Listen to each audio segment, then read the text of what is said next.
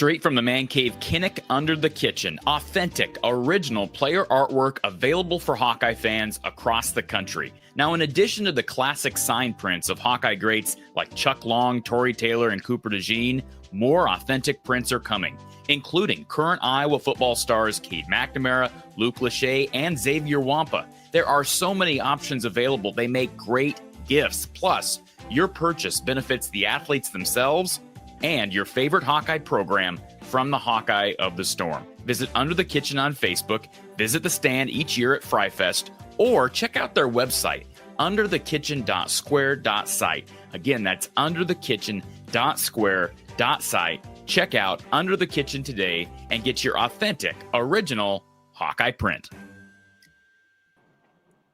Well, it's good to be back, folks. And yes, we are debuting a new ad for Under the Kitchen, and that will air later in the show. We're proud to be working with Randy Engel for yet another edition of Hawkeye football. And I know people have given me a hard time because that ad talks about Cade McNamara.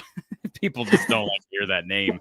I've asked Randy in the past, Kyle, if he sells many Cade McNamara prints, and I think the answer to that question is no. I think it can't be one of the more popular ones at this point, but we do appreciate Randy. You'll be hearing from Randy's team again here later in the show. And of course, FryFest coming up very soon as we count down the days. This is our official Hawkeye Hangout live countdown to kickoff show as we talk about some hot takes regarding the upcoming Iowa football season and so much more.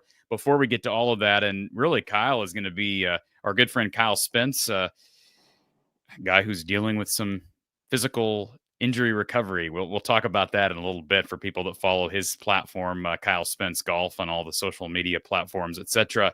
He'll tell you about what he's been dealing with. And of course, this gives you more time to talk with us, Kyle. So that's good. We're happy you're here to talk Hawkeye football, and you'll be with us throughout the season, which is cool. But we'll hear kind of about what you're struggling with right now physically and whatnot. Before we get to all of that, though, we do have a very special announcement here from the Hawkeye of the Storm. And we've been waiting to make this announcement here for the last couple of weeks. We're pleased to welcome on none other than Big Grove Brewery with locations across the great state of Iowa. We know Big Grove is proud to be the official craft brewery of the Hawkeyes. Of course, whether you're at the game, you're watching from home, Big Grove is serving Hawkeyes everywhere. I was down at the Iowa State Fair this past week. The Easy Eddie is literally everywhere. And there's good reason. Great beer, easy drink, and they've got locations in Iowa City, in Solon, in Cedar Rapids, in Des Moines, location coming soon in Omaha. And they've got their cold beer with an award-winning game day menu at any of the tap rooms across the great state of Iowa with their warm hospitality. You can root on the Hawks. It's the official Game Watch location, Game Watch headquarters of the Hawkeyes, and they are part of our coverage here from the Hawkeye of the Storm as we count down the days to Iowa football. They'll be with us through football season. We appreciate Big Grove Brewery with locations in Iowa City and across the state. So, Kyle, we're pleased to have Big Grove with us, and we're pleased to have you with us. Before we get into the football, we're gonna make our screen a little bit bigger so people can see us a little bit easier. You've been dealing with some physical stuff, and I mean, I know that people are here to talk Hawkeye football, and they'd much rather hear about the health of Iowa football than the health of you. With all due respect to you, same would apply to me, by the way.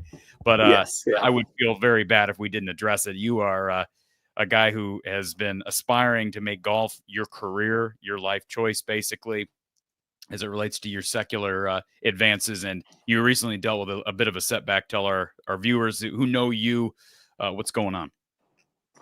Yeah, so some people know I've been teaching professionally at Finkbine for a while in Iowa City, and had a really good time doing it, but kind of been walking this line of teaching and playing professionally because it's very, very difficult to play professionally, very, very expensive.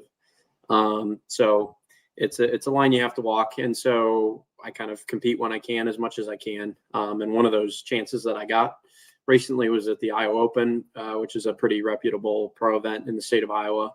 Lots of professionals from all over the country come in and play in the state open. And so I thought I would try my hand at it. Had 6 or 7 more events planned out for the rest of the year, and 3 holes in, had a little pop on a a tendon on the outside of my wrist on a follow through. So at this point, we're not 100% sure exactly what it is.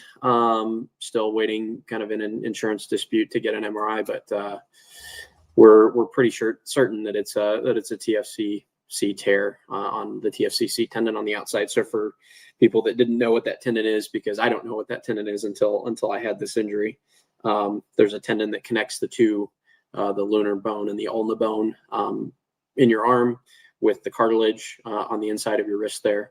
And so it looks like that may be partially or fully torn. So kind of waiting to figure out whether it's surgery or a long rehab. But either way, I think we're probably on to 2026. So I'll be preparing for that over the off season and then looking to come out and play a full schedule next year.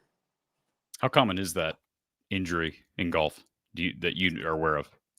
So the doctor said he's seen it a couple of times. It's not a super common thing. More common is kind of wear and tear injuries like I've had in the past with, your back, your shoulders, other joints, because golf is not like, at least until you get to the very, very top level of golf, it's not a super explosive motion on the body, but it is a very repetitive motion. So you're making the same sort of rotations and mobility movements every single time you swing a golf club. So you tend to see golfers have tendons or tendonitis, especially where the tendon wears down over a long period of time. You don't tend to see one swing injuries. This was a one swing injury. So not super common.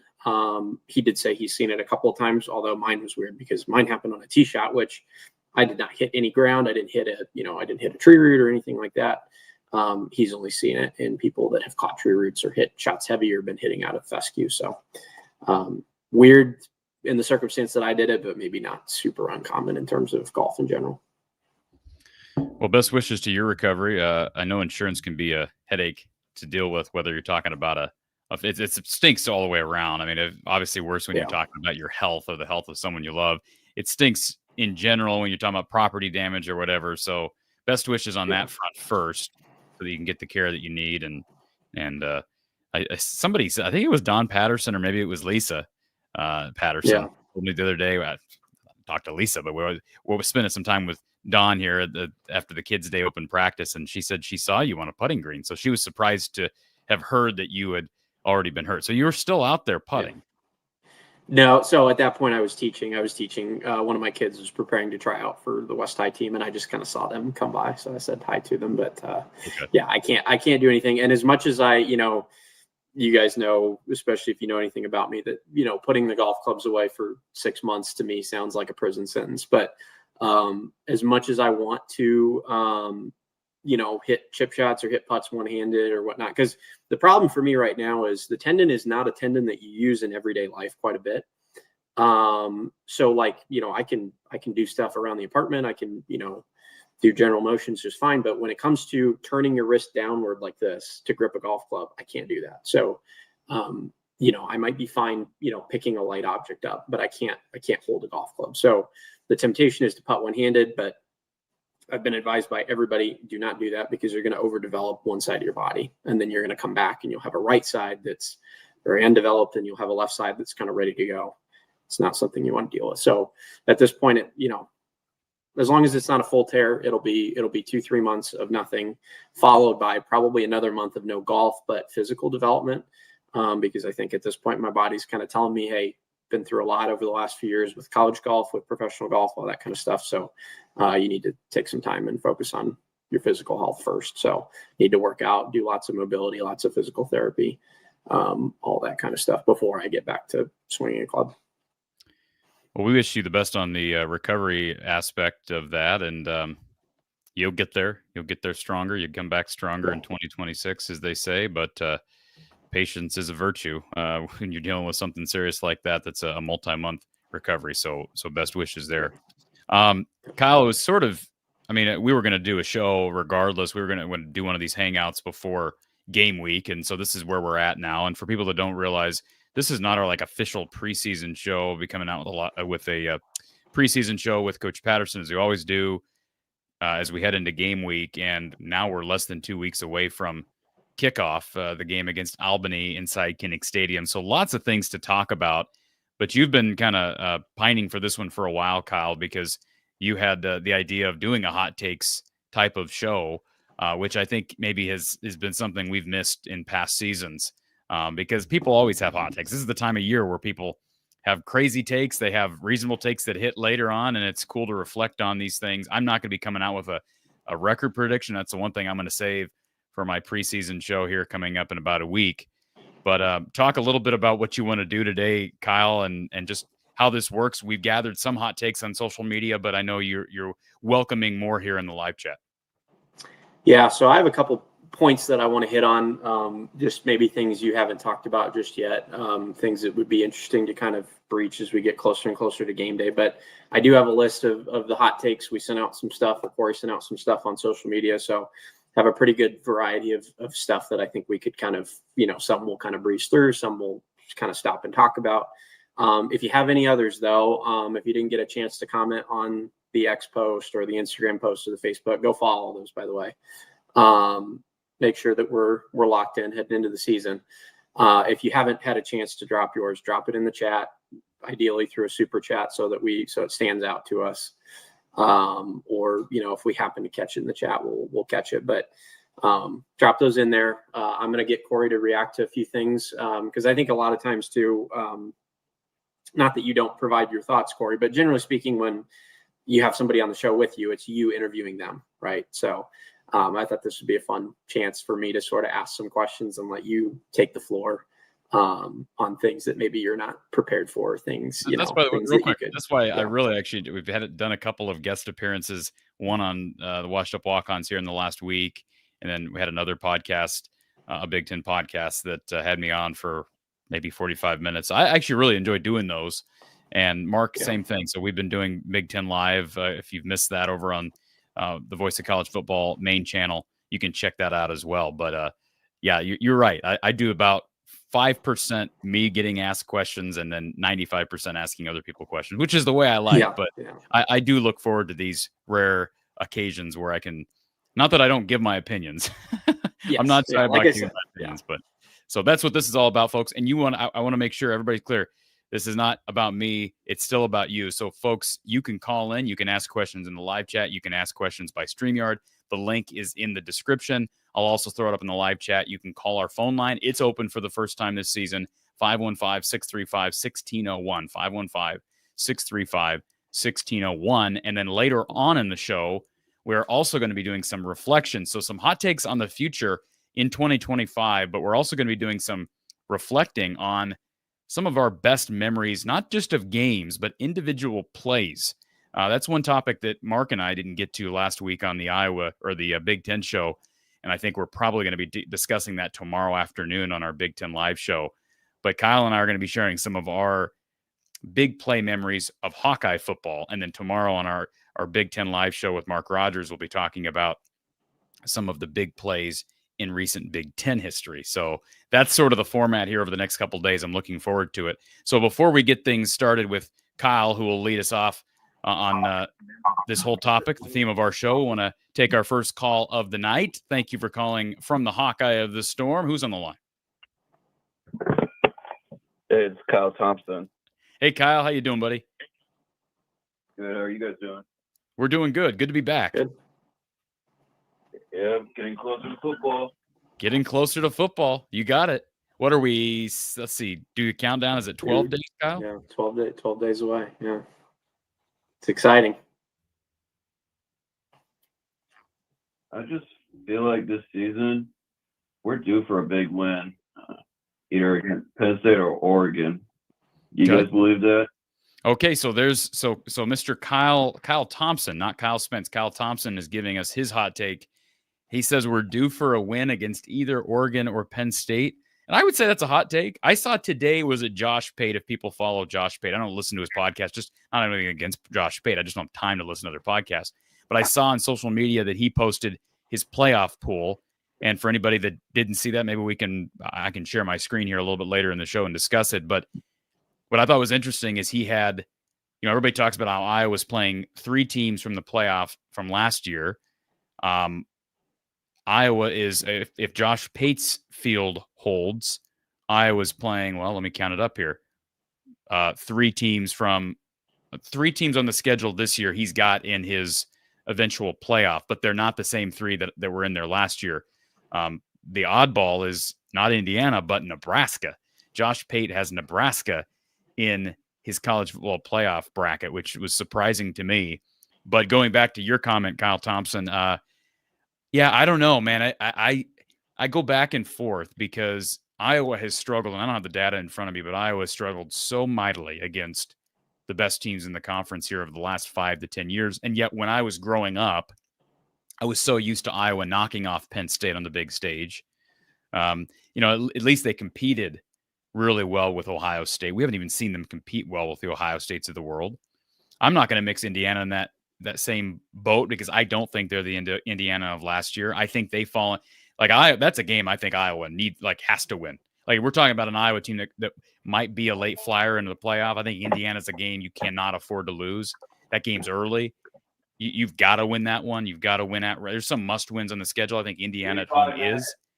But yeah, if they can knock off either Penn State or Oregon, Kyle, that's what they need to do to be in the playoff race. If you lose both of those, it's going to be real. You just leave yourself no margin for error. I agree. Listen, I gotta go help my brother or something. Sorry, it has to be short. Talk to you later. You're good, Kyle. Thank you for the call, sir. I always appreciate hearing from you. Esther's in the chat. Thank you for being here. OS for Hawks. Thank you for being here as well. Spaceboy74 is back. James is back. Michael Showers, good to see you as well. Steve Nolte, I can't get to all of them, but thank you all for being here. So many names that we've had on the show for season after season after season. It's hard to believe we started the platform officially in 2021, and Coach Patterson is entering his 5th post-game year here on the show. Amazing. So we're happy that everybody is here. We got another caller here on hold. James is with us. James, welcome back, sir. How you doing? First off, one question I got, and obviously this is Iowa show, not Nebraska show, but I never understand. I get the whole 3-year thing with Rule, how every year he's been in somewhere 3 years. They've always, Baylor was better after his 3rd year, Temple was better after his 3rd year, right? But how many years do they always say? And they might be right, but how many years they always said this is going to be Nebraska's year, and they've been bad? I just don't understand why people keep saying it when Nebraska hasn't proven it. You get what I'm saying? Like, real quick, I don't know what has, are we just talking about the media in general? Are we talking about the Nebraska media or the Nebraska fans? Because I don't know. Has Josh Pate ever predicted that? No, but I'm saying a lot of people have Nebraska 8-9 wins this year. I've seen 5 or 6. Like Joel Klatt had them. Hold on a second. 8 wins. 8 wins doesn't get them in.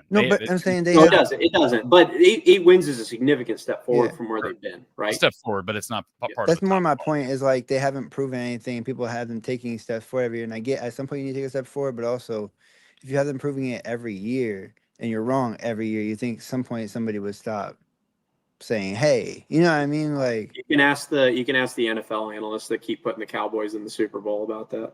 Well, that's because of Jerry Jones. That's two different things. But no, I always get curious with that. One of my hot takes is as much as I want to think we're gonna be good this year, I just don't know how good we're gonna be. I could see us obviously winning 10 games, but I also could see us winning, going like 8-4, 7-5, just because I don't know this defense sometimes. Because Mark did say it last week. I feel like the defense on paper, and I guess on paper, right? But the defense on paper last year was better than the defense on paper this year, right? And the defense on paper last year, I would agree. Struggled at points. Listen, if we're equating experience, stats, returning production with goodness, you say that on paper they're going to be better, or they're going to be a better defense this year than last year. I'm sorry, vice versa. They were on paper they should have been a better defense last year than this year. Then I would agree with you, but I don't know, because I know Jay Higgins and Nick Jackson have turned some heads in preseason, but those guys also went undrafted. And I'll be honest, I'm not an NFL scout, but if you had told me heading into not heading into the year, because Jay Higgins was basically unproven, which ding, ding, ding, ding, ding. So was Jay Higgins, or so was Jaden Harrell, so was Carson Shire. But if you had told me, late in the season after what Jay Higgins did and what Nick Jackson did after coming from Virginia, that those guys were going to go undrafted, I would have called you crazy. So I've said this to Mark. You've heard me say it, James. Was what we saw last year underperforming, or were those guys maybe just not quite as good, quote unquote, as we thought really good college players. I'm not taking anything away from them, but maybe the margin for error was a little less with those guys. They weren't clearly they were. The NFL did not like Jay Higgins, Nick Well, the Jackson, NFL. like they like Josie Jewell, Jack Campbell, and those guys, and it's not even close. Well, the NFL nowadays is also more of a what do you do at the combine kind of thing. If you test bad, that doesn't mean you're not good. Just if you test bad. But the combine is also an indication of something. Yeah, but sometimes you could have a bad day though, or you could not do a drill right, or you're not as fast. Yes, but I know some players that aren't as fast that still have had good careers in the NFL, right? It's just they look at just two certain things in the NFL where it's like if they don't meet these parameters in the combine, we're not going to draft them at all. But then it's like that doesn't mean you're not a good player just because they don't draft you at all. They're just looking at certain things in the combine to know whether they want to draft you or not. Okay, but what I'm saying, James, is what they're looking at. They're not just randomly saying we want the combine numbers. Yeah. There's obviously a correlation between combine performance and what's going to happen in their career. Now, it's not an exact science. There's times when guys overcome that. And you hope that's what happens with Jay Higgins, Nick Jackson, Sebastian Castro. But the reality is all of those guys I just named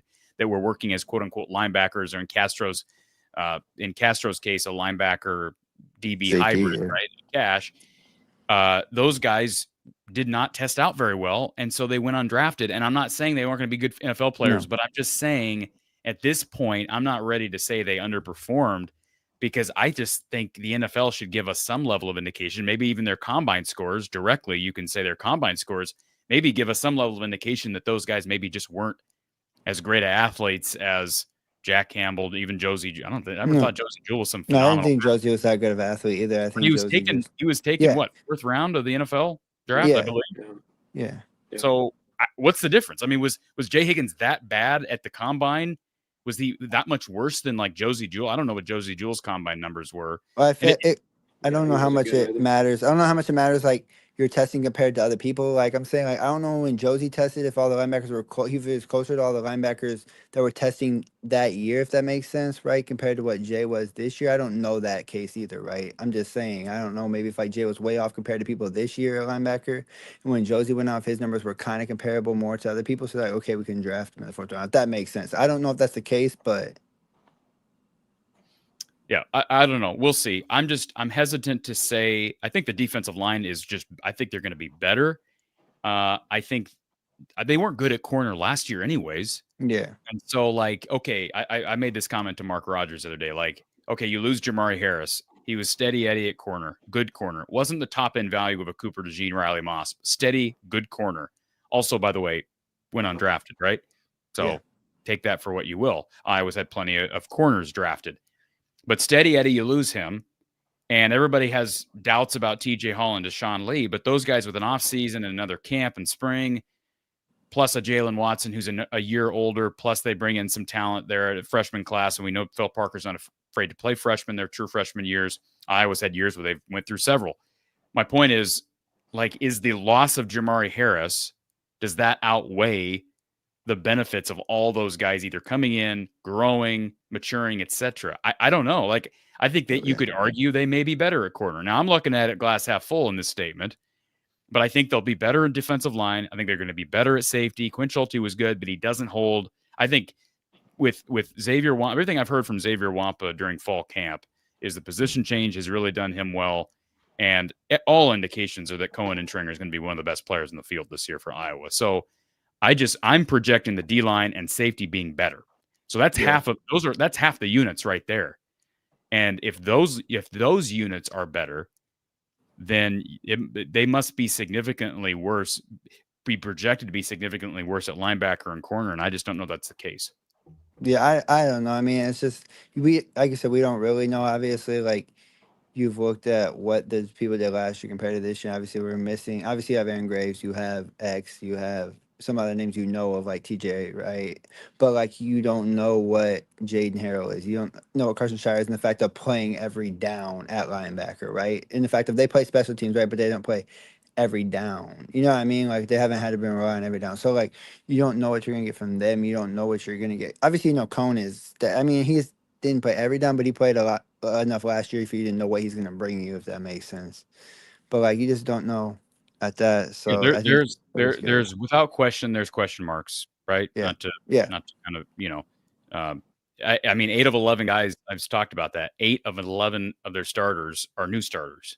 So there is that. But I just think ultimately where they lost guys, they've been really good at replacing players over the last 5 to 10 years, especially at linebacker. Like that has literally been plug and play, not to Yeah. overlook the quality of people and players, but the fact that Jaden Harrell has stuck around and waited his turn, the fact that Carson Shire has waited around, waited for his turn. He's been hurt a lot, but he could have left. He could have transferred somewhere else. He didn't, right? He stuck it out. Yeah, he's an Iowa kid, but he stuck it out. So I just don't know, like what Coach Patterson said. If you watched our segment that we posted here a few days ago about linebacker, it was from our last live show. And Don said what I'm kind of saying right now. Who's to say Jaden Harrell's not the next Jay Higgins? Who's to say? Yeah, he was a very good college player, but I'm just saying, I think it sometimes scares people when you lose that level of production, but you forget how sustained they've been with production at that position, regardless of who plays under Seth Wallace. And it's also like the same thing we said after Jack Campbell. And obviously, I'm not comparing Jay to Jack, but I'm saying I like their careers. I'm saying like when Jack was gone, we were like, oh, now we're going to do a linebacker, right? And then Jay just came in there and it kind of just like flowed. You know what I mean? Like he didn't really tell you were missing Jack Campbell, if that makes sense, right? Like, so that's what I'm saying. Like that's kind of like Jack was so good, but then Jay just came in and maybe didn't play as that good, but like to Jack Campbell's level, but like you didn't realize anything was missing there. Like, okay, he's gonna make this plays when the tackles need to be made, right? And so that was benefit. I just don't know, truthfully, this year, and this is kind of one of the years where it's like you truly don't know the defensively wise, because usually you're like there's one or two pieces where you're like Cooper DeJean, Jack Campbell, right? There's one or two guys where you stand out like these guys are standout guys, right? And other than Aaron Graves, I don't know if you really right now, at least right now at this current moment, know that, if that makes sense. Seems simple to me. You can write off a physical freak if they flame out, as you have concrete numbers and tangibles are hard to measure. It makes it harder to go out on a limb. That's interesting to me. I wonder if that's something like, again, like we don't know any NFL scouts, but I'd be interested to hear their thoughts on something like that, because that does seem like, hey, at least you can go back to the fan base and say, hey, if this guy panned out, could have been insane. Well, right? like There's I no said, I go back to that, and that's how little I pay attention to All-American. You notice I never cut a segment on here about a guy being All-American or All Big Ten. So that's how little I pay attention. So I don't know what it means, because then he went undrafted. So obviously the two games, the two sports are different, but you can't convince me that there's not a correlation with how a guy does in the league and maybe what he was or what he wasn't at the college level. Like, yeah, there is something to be said. What an achievement to be an All-American and an All Big Ten guy. But I'm just saying there's definitely a difference between what Higgins was able to do and some of his predecessors. So who's to say one of those guys who's stepping in this year won't show out like he did? So no, yeah, that's definitely not what I'm saying. And about the whole you're talking about later on about the whole plays, you remember, obviously there's a lot of Iowa plays that, like, for me at least, as being older, being around the same age as you, Corey, I kind of, there's a lot of plays I kind of can reminisce on, right? About like my favorite plays in our history. So it's kind of hard to choose an exact one, but like just we've been lucky as a fan base in the fact of like we've had, I mean, obviously we're not Alabama, but we've been lucky as a fan base in the fact of like we've had a lot of plays where you can dwell on as like these are your favorite plays. You know what I mean? Like you have a lot of you could pick from, unlike other fan bases don't have as many. You know what I mean? Like we have a lot that we can pick from in that group. So the thing about Iowa that I always say to people when we talk about these things is like, hey, there are some fan bases that have their once in a decade moment. Iowa is so consistent that we get the chance to have that once in a decade moment almost every year. We just haven't had the like top end success. So there's been like 5, 6, 7, 8 years in my lifetime as an Iowa football fan where like I could get to game 7 or game 8 and say, hey, like this really exciting play may have spurred us onto a Big Ten championship or like a appearance in the playoff. Had it gone, had 1 or 2 games gone differently. Like, and we don't have those memories of like, besides that one, and we're going to talk about this later, Corey, but that CJ Beathard to Tavon Smith pass that should have won the Big Ten championship, except for the 9.5-minute drive by Michigan State. That was the one that should have been the exception. But man, like we have a lot of seasons we can look back on as seasons where we were 1 or 2 games away from a lot of really great things. No, hear me? Yeah, for sure. For sure, but I'll talk to you guys later. Let you guys get on to the show. I just wanted to say that my more hot take is just I just don't know how good. And it's not really a hot take, but like to me, I can't see why people say we will win 7 games. I could also see why people say we will win 10 games as well, right? I could see both sides of the coin if that makes sense. Yeah, absolutely. James, thank you for being here. We'll Yep. talk to you soon. Yep. Okay. I think James is onto something there too, because this is one of my themes that I want to talk to you about. Because I have because we're doing hot takes, right? I've been looking through, depth chart, schedule, projecting the record, all that kind of stuff, looking for like where is something that I can project that I think is like out on the edge. And honestly, the feeling that I keep getting looking at everything is that it's just such a confusing season to try to project. Like to me, I can't remember a season that I have less certainty about predicting a record than this season. Because I think, and people can go back, maybe friends of mine that have talked about this. I don't know exactly what my record predictions were, years past. You guys have record of stuff that you've said. But like I think with pretty good certainty, from last year backwards to like 2019, like I think all of those seasons, the way they played out were pretty chalk almost. Like I think you could sit at the start of a season and pretty much say within 1 or 2 games how many games I was going to win. This season, I have seen experts, quote unquote, people that put their opinions out. Maybe experts the wrong word, but I've seen people predict them to have 10 wins. I've seen people predict them to have 5 wins. And the over under at 7.5, I've seen a lot more people take the under than the over. Which is very, very strange and not something that like I take lightly, because again, Iowa keeps winning 8 games. So if they're predicting 7.5 wins, a lot of people are taking the under. That seems odd to me. But again, like, okay, so here's one thing, and we can continue to talk about this throughout the show. But like, for example, I'm looking through the depth chart, right? And the spring depth chart, projected depth chart. Iowa has 1 projected starter who is a transfer, and that's Mark Gronowski, unless you count Sam Phillips, which I don't, because he's behind Seth Anderson, Jacob Gill, Reese Vanderzee, right? There's no other transfers that are projected starters right now, are there? I think Bryce Hawthorne's going to start alongside. You think Bryce? Okay. I think he'll start alongside Graves. Yeah. Okay. So maybe 2, right? So you would say great continuity, great development there. And I had a list of spring depth charts that were put out by other Big Ten teams. Ohio State has 3 starters that were transfers, Penn State 4, Oregon 8, Illinois 6, Washington 11, Indiana 12, USC 10, Michigan 7. So relative to basically every other team in the Big Ten except for Ohio State and Penn State, Iowa has vastly less roster turnover in terms of people that were brought in outside the program. Now, if you look at returning production and returning snaps, Iowa is 10th in the conference. They're only bringing back 55% of the snaps from last year. So they have 1 person that they're transferring in, but at the same time, they're replacing so much that they're 10th in production. Like that's very, very strange. And there's a lot of those different, things that you could point to where it's just like, what do you make of this? Like, we've talked about corner. I think that I'm not super excited about the cornerback room this year, but like TJ Hall, Deshaun Lee have vastly more experience than Jaden Harrell or Jackson Rexroth or Carson Shire or any of those guys. Like, so, even the linebacker, I think, and maybe it's just instinct because, like you said, Iowa keeps churning out really good linebackers year after year, whether they played or not. There's a lot of uncertainty there too. And again, it's just like, we just haven't had the turnover in years past that we've had this offseason. I think it really does, and it sounds like a cop out because again, we're doing hot takes, and the goal is to put, hot takes out there that, maybe will be correct, maybe won't, but whether it's a cop out or not, I look at this team and I just go, what do you make of them? What do you make of them?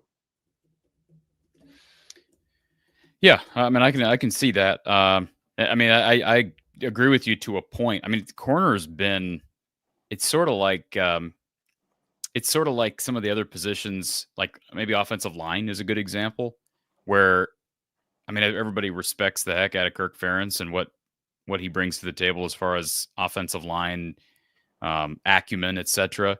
But like, there've been a lot of years where they're not real good up front. Like they don't run the ball very well, or they don't protect the quarterback very well. I don't know what that people have long before the Tim Lester era began, certain people argued that it was the offensive, the scheme, the run scheme, right?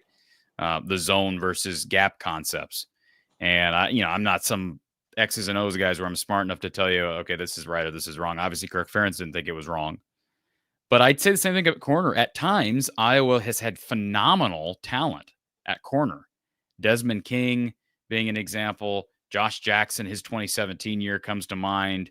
I thought Michael Ojemudia got a lot better as his time. You're going to go further back. Jovan Johnson. I mean, we can talk about Micah Hyde. Julius Brents was really good. Riley Moss was really good. Cooper Jean was really good. But they have had times where that's been kind of a weakness.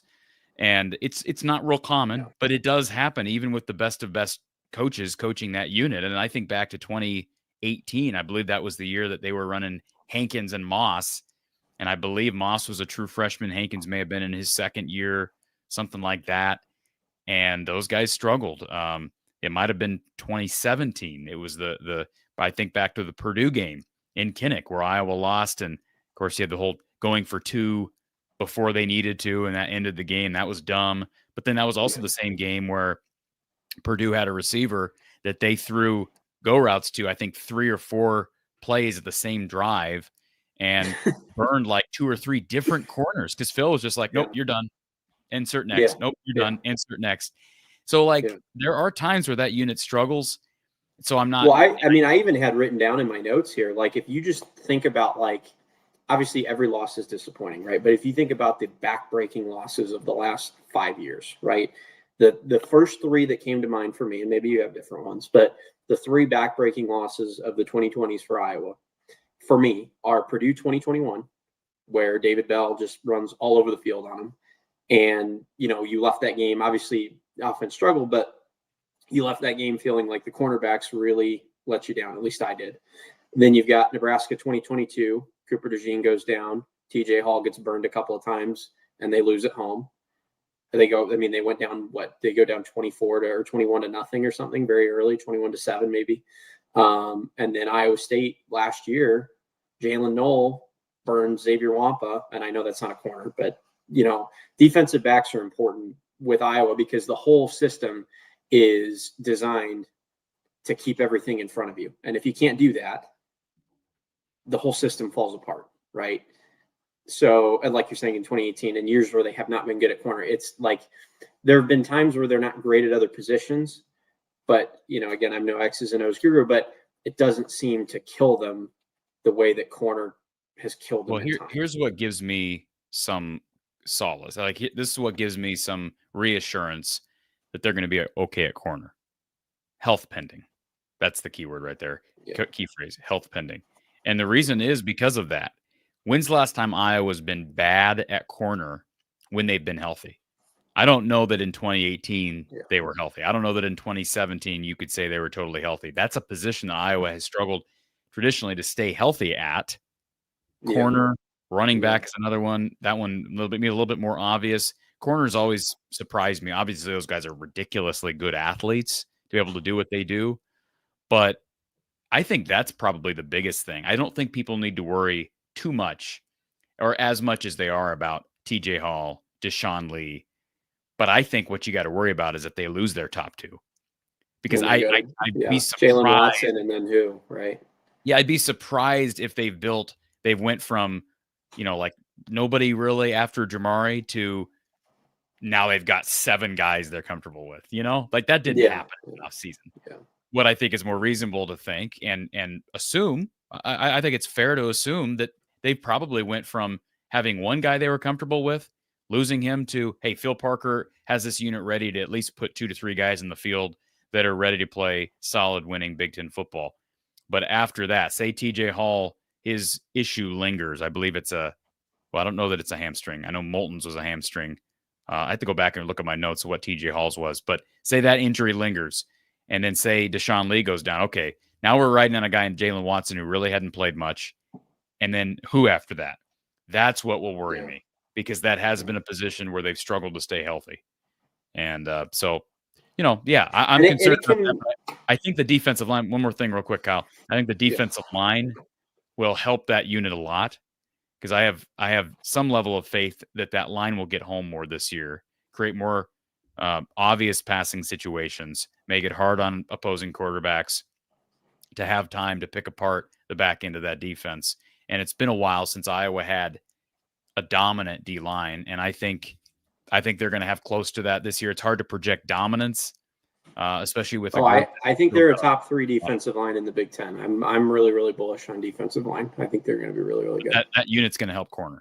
That unit will help the DBs, and so will better safety play. Not that they had bad safety play last year, but we know Xavier Wampa struggled in places. That's why Cohen and Stringer came in.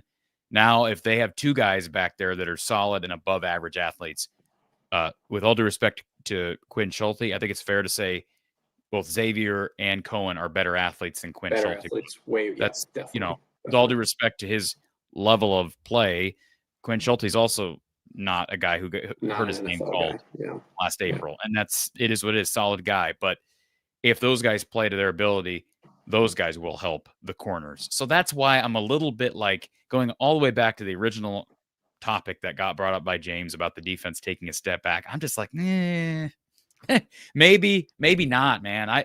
I just I don't think so. We'll see. But I think part of it too is it's almost hard because not that they were bad last year. They were not bad by national standards, right? But like they were was it 22nd in total defense? And then I know for a fact they were, because I looked before the show, they were 44th in pass defense, right? So, man, I mean, it's hard to imagine an Iowa defense that's any worse than that. And maybe I'll eat my words in 5 months, but those are not Iowa numbers. Those 2 numbers, top, borderline, not even in the top 50 in pass defense and outside the top 20 in total defense. All right, we've got Nate on hold, folks. The phone line is still open if you want to give us a ring, 515-635-1601. You can also join by means of StreamYard. And as I promised earlier, I'll do that right now. I will throw the StreamYard link up in the chat. Kyle, before we get to Nate, let's hit a couple of hot takes. I know you got some prepared and some topics you want to throw my way as well. Okay. Let's do a couple of the hot takes. And again, if you have other ones, throw them in the comments because I do have a good list here, but I'm always open to other ones. Let me see. So the first one I have for you is that Mark Gronowski becomes Iowa's first 3,000-yard passer since, and I'm not going to finish the sentence because I want to see if you know who it is, because you might, but you may not. But first 3,000-yard passer in a while, we'll say. Yeah. So those types of stats, like stats and Big Ten accolades and All-American honors, those types of things, I'm not an expert on. My brain doesn't go there, but my best guess would be Nate Stanley, one of Nate Stanley's years. Yeah. He was about 60 yards short. He was very close. He was 60 yards short. Was that in 2017? Yes, I believe so. Yeah, it was 17. He had it was 2,940 something yards. So was it during the Kirk era? It was during the Kirk era. Mm-hmm. Well, I don't think it was not CJ in 2015. So, nope. And I would almost think that it could be, man, I don't know. I don't think it was Stanzi in either year in 2017 or 18 either. Am I wrong on that? No. It was before him, or it was more recent than him, actually. It was more recent than him. Vandenberg had a huge statistical year. Would it have been James Vandenberg? James Vandenberg in 2011. Yep. Yeah, and that year was really not good. Neither was 2012. No, it was a very forgettable year, which is funny because they had good offensive numbers all around there. It was just bad year. Okay. So buy or take that he will be their first 3,000-yard passer. And if we want some context too, by the way, okay, just for everybody, so that everybody, because 3,000-yard passing, it's kind of an arbitrary number, right? So Nate Stanley, I've got it up in front of me now. So 2019, he had 2,951 yards, so he was very close that year. It was 2019. He was close.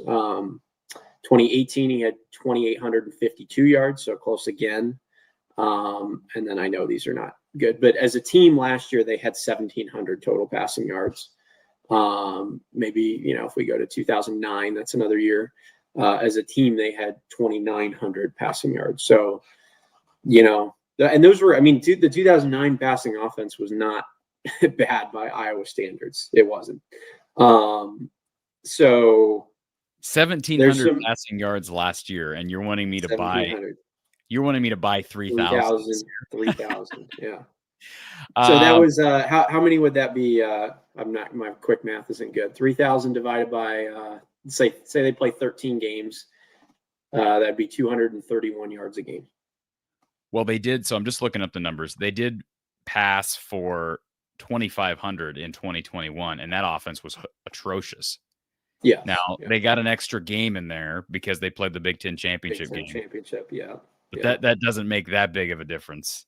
So that tells they threw for like 85 yards in that game. Didn't they? Exactly. So I'm just looking at the numbers. Spencer Petras threw for 1,800, just short of 1,900, and Alex Padilla just over 600 in that year. So I'm gonna say I'll buy that one. Okay. I think they will, because I think this goes in line with what I said the other day on the Washed Up Walk-On show. I think there are going to be times this year where they have to throw to open up the run. And I don't know how often that will be. Hopefully that doesn't happen that often, because that tells me that the offensive line is better than I projected them to be. And some of the early scuttle from fall camp and what Big Ten Network said. And I was somewhat impressed at Kids Day, although, again, you're kind of trying to read between the lines. There's lots of things not happening. There's lots of vanilla plays being ran. But that would tell me that the offensive line is better collectively than I expect them to be. Because let's not forget, they bring 3 guys back there, 2 of which are projected to be really solid NFL guys. But it only takes a couple of breakdowns. It only takes one breakdown up front to totally rid an entire and I think the interesting thing with offensive line too, because I saw you put out the video talking about, was it Jake Butt and some of the Big Ten guys that went and visited, and they were really high on the offensive line. And I understand, because those guys are reputable, but the thing that I thought was interesting is I didn't listen to the entire clip, but I listened to a good portion of that. Like, I'm talking about the training camp video that they put out. When they talked about how good the offensive line was, I did not hear them mention anybody else by name other than Logan Jones, Jennings Dunker, and Bo Stevens, I think it was, or maybe one other player. So even though they mentioned those players, or even though they mentioned that the offensive line might be better, they did not address our points of concern about those other positions. I thought that was interesting. Yeah, because I don't know that they know. I don't know that maybe Iowa knows now. Maybe this is the point in fall camp where they, like Trevor Locke. Maybe they know and they haven't. Maybe they know and they didn't tell them. You don't know that with Kirk. Yeah. Too. But those are the known commodities there, and nobody.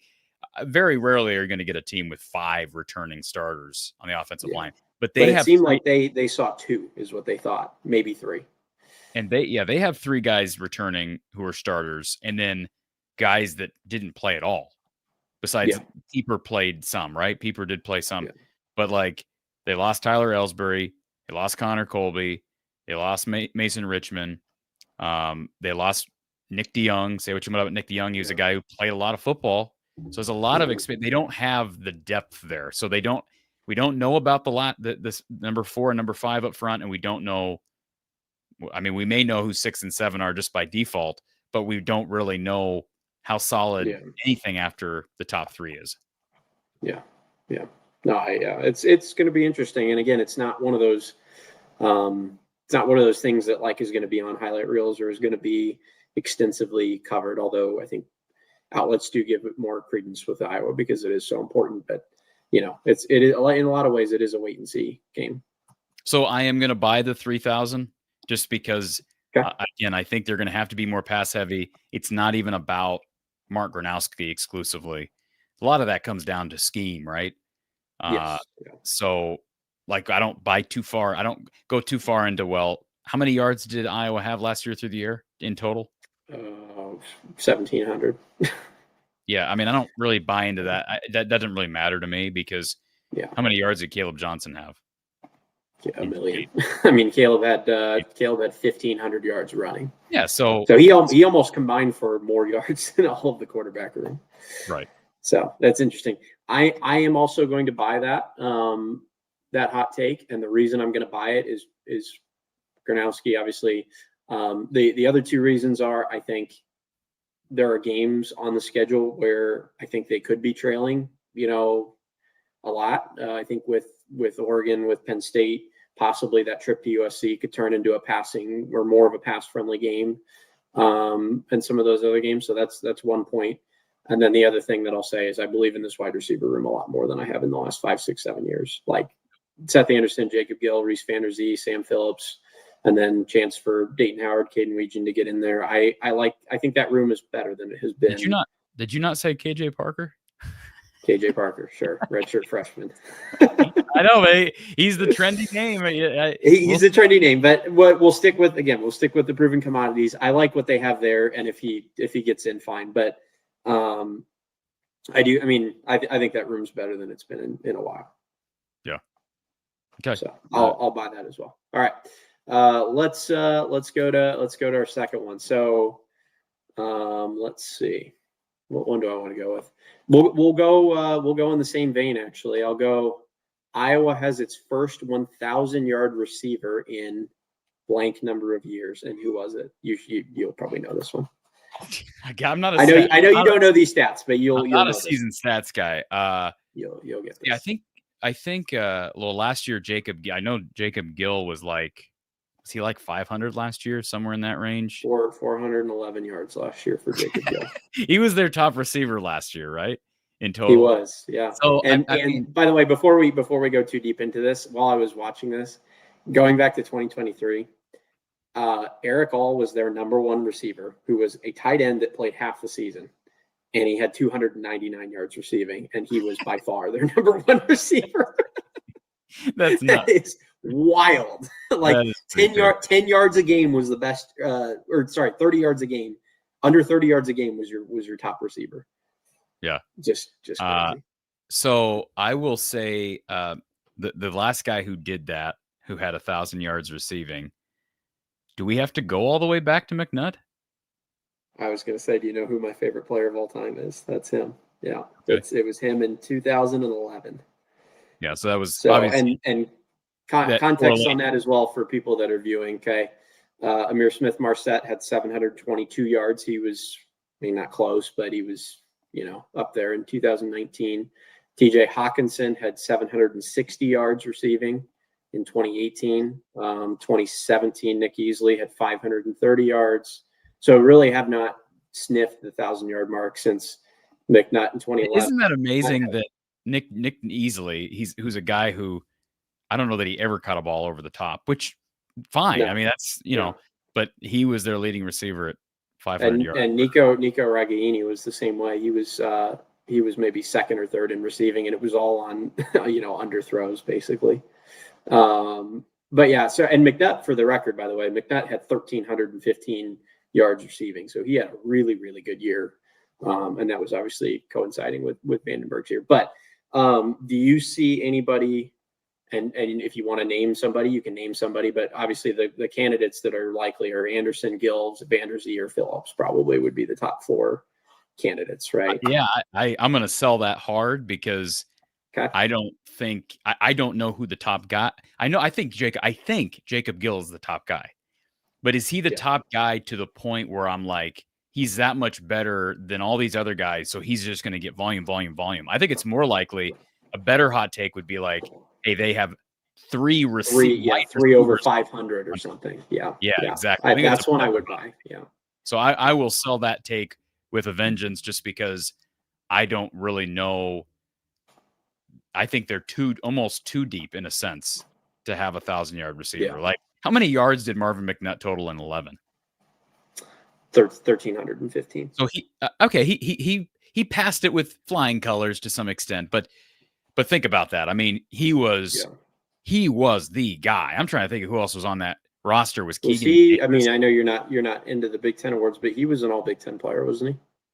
Oh, he won the receiving title that year. He had or maybe it was second in the receiving title. So Yeah, He I'm hadn't been. sure. Again, I'm horrible with postseason accolades and all that stuff, but he didn't have anybody. I'm trying to think of who would have been left over from the 9 and 10 seasons, and I think it was basically him, maybe Keenan Davis. Keenan Davis, DJK got kind of close, and but DJK was gone after 10. Yeah. He So had we're talking 11, right? Oh yes, yeah. There's nobody. Yeah, there was nobody to challenge. There was. Yeah, I mean, unless you go young Cavante Martin Manley would have been. Yeah, but he was too young. Yeah, I don't even know was he playing in 11. I have to go back. Maybe he was. He would have been playing a little bit, right? Because he had 300 yards receiving that year, and then that was CJ Fedorowicz as well was on that team. But Martin Manley was also a guy who never caught anything over the top. No, and he wasn't. And Marvin McNutt was your prototypical X guy, but so no. Long story short, I'll sell that. Okay. All right. So here's the next one, and I'm gonna. It was a hot take that I got. I'm gonna adapt the question a little bit, and you can answer both of them. So the hot take that I was sent was Iowa hits the under on the 7.5 win total and barely scrapes a bowl game. So that's the hot take. So you can answer that, and then after, what the question I'm more interested in is, what is more likely, 6 wins or less, or 10 wins or more? And you can include postseason play in the 10 wins or more. So not 10-2. I'm talking about 10-3 or 10-4 maybe. Yeah, I'll be shocked. I'll be shocked if they go 6 wins or less.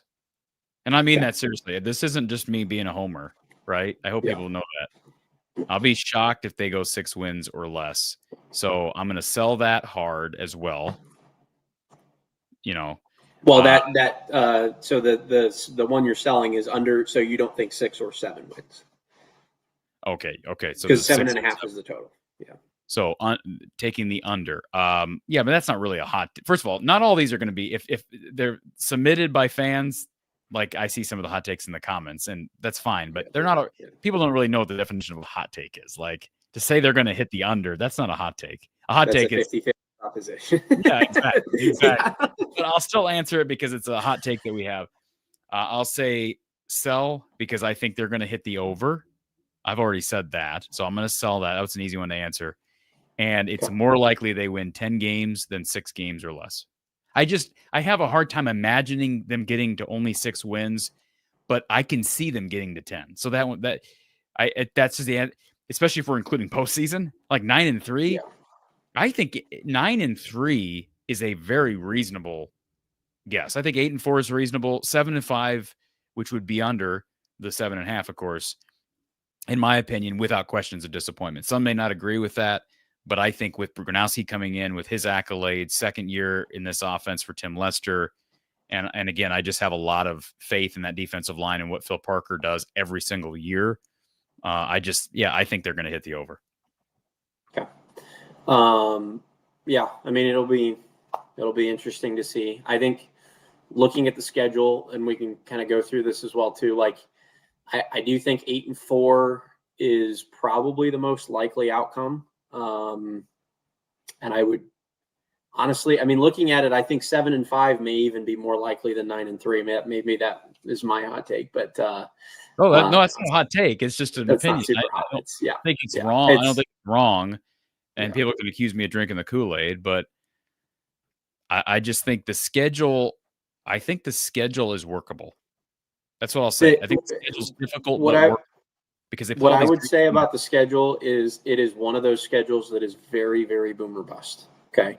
What I mean by that is when you get your toughest games at home, you either use home field and you win those games, or you end up losing a ton of home games, and then you have to go on the road and play a whole bunch of teams with comparable talent. So if the scenario plays out where they split those games against Oregon and Penn State, and they beat, is it Michigan State and Indiana's at home, right? So maybe they go 3-1 at home, then you're probably looking at 10 wins. If they go, 1-3 at home or 2-2 at home, then all of a sudden you've got to go at Iowa State, you've got to go at Nebraska, you got to go at USC, and you got to go at Wisconsin.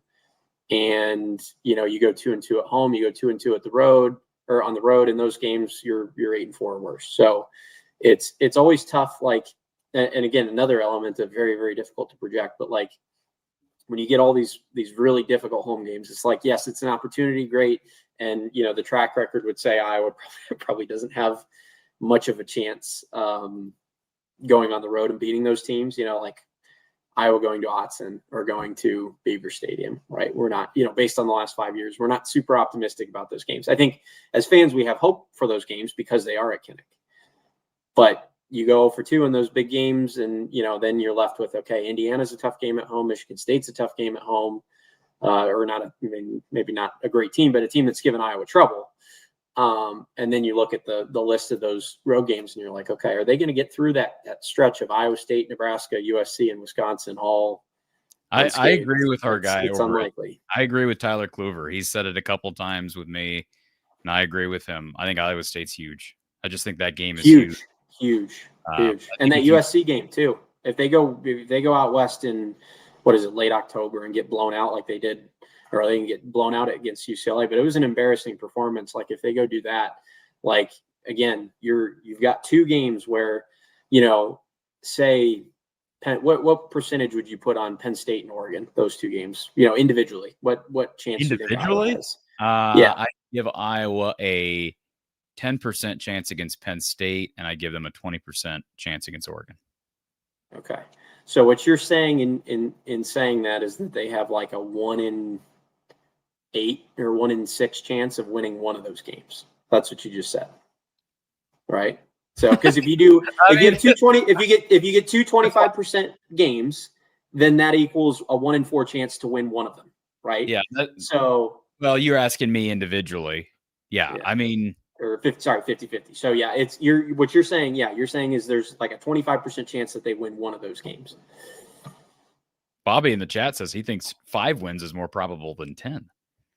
Whew, wow, that's a hot take. That's rough, man. If that happens, now think about that. If they win 5 games, even with the tough schedule, I think there's going to be lots of Fire Kirk people out there, right? There has to. Yeah.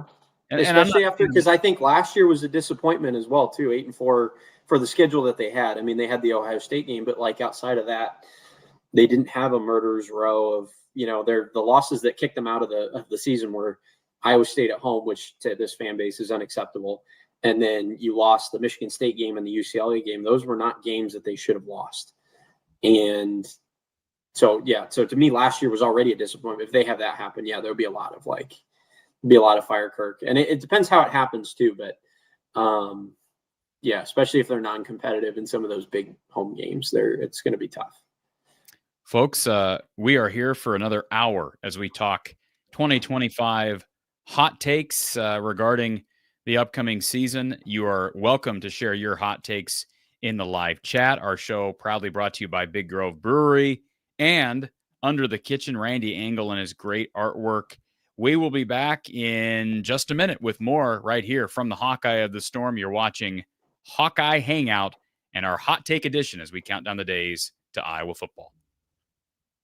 Straight from the man cave, Kinnick Under the Kitchen, Randy Engel, a longtime supporter of the Hawkeyes and from the Hawkeye of the Storm, has created so much licensed, authentic, original Hawkeye artwork featuring so many of your favorite Hawkeyes, from Brad Banks to Reese Vanderzee, from Chuck Long to Caleb Johnson to Spencer Lee, and the list goes on and on. Be sure you check out the Under the Kitchen art stand each year at Fry Fest. Visit Under the Kitchen on Facebook and check out the entire selection of signed and unsigned prints available at underthekitchen.square.site. That's underthekitchen.square.site. Check out Under the Kitchen today and get your authentic, original Hawkeye print. We are back here as we discuss Iowa football and the start of the 2025 season, joined by Kyle Spence. Kyle, we've been discussing hot takes, and I've been pretty definitive on my responses to a few of them. So let's get into our next couple of hot takes. And then we have to run. We got to run through some of these in the chat. We're not going to dissect every single one, but some of them will be quick. His main list, and then we'll continue with more. Okay. So I'm going to combine 2 hot takes into one because I think they'll probably go fairly hand in hand. Both about the defensive line. Hot take number one is Aaron Graves makes first or second team All-American. So Aaron Graves becomes a top, maybe 10 defensive lineman in the country.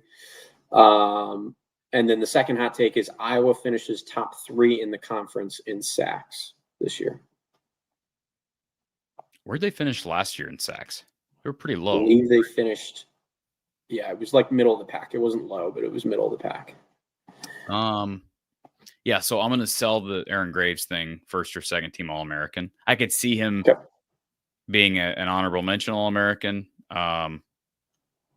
But I feel like he's got some stuff to prove this year, and I don't know that he'll prove it. I think he like I say, he needs to, and if he does, he's going to be a really high NFL prospect because he's got the body. He does. Yeah. He's obviously got the work ethic and the mentality, but he's got to prove it as the guy up front. So I'll sell that, but I'm not confident on selling it. And the other half was Iowa being top 3 in the conference in sacks. I'll sell that as well. And that's more of just there's 18 teams in this conference and some really good defenses. And Iowa's not a team that blitzes a lot, Kyle, as you know. So asking for that type of organic pressure that much, I could see them being, I may have said yes to top 5. Top 3 is a push for me. Yeah. That was my line. I would have said yes to top 5. I would sell the Aaron Graves take as well. Not that I think he's not close, but I think he's having a good year. I think he'll have a good year, and I think he needs to have a good year. He could very easily be the best player on this defense and one of the, maybe top 2 or 3 players on this team. And he needs to be. I mean, he needs to be. He was a 4-star kid. I thought he was the best prospect in that class. I thought he was a better prospect than Xavier Wampa. And now it's those two guys' defense. Their turn, like you're talking about 2. If Aaron Graves hadn't committed to Iowa so early, he may have ended up as a 5-star prospect, especially if he didn't play for Southeast Valley. That's how good he was at high school. So, yeah, this is the time for those 2 recruits to show up and show out in their senior years. Yeah. All right. Let's go to different topic. Okay.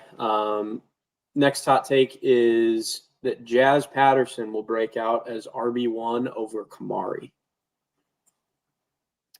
I'll sell that. And I'm going to sell that pretty hard. I don't see that. I don't see him breaking away. Now, if injuries happen, like Kamari's been dealing with a hamstring, if he's just out for like the first few games and Jazz plays really well, that's the only exception to my opinion. Because at that point, it may be hard for him to work back in.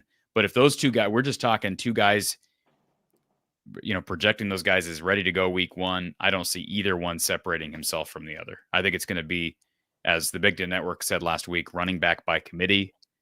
Yeah. Even though Jazz had a really good day that day. Actually, I think it was Tim Lester who made that comment, running back by committee. So Tim would know best. Yeah.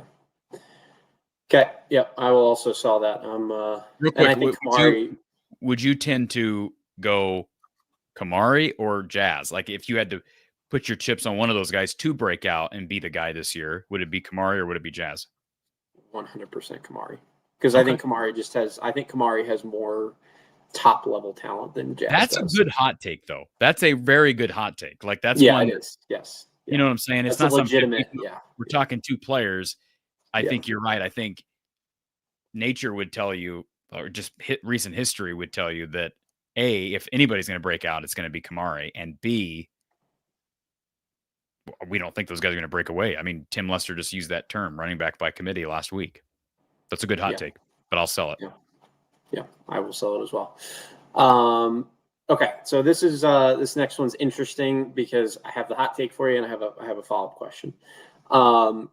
So the hot take is Iowa loses to Penn State and Oregon, but runs the table outside of that. That's the hot take.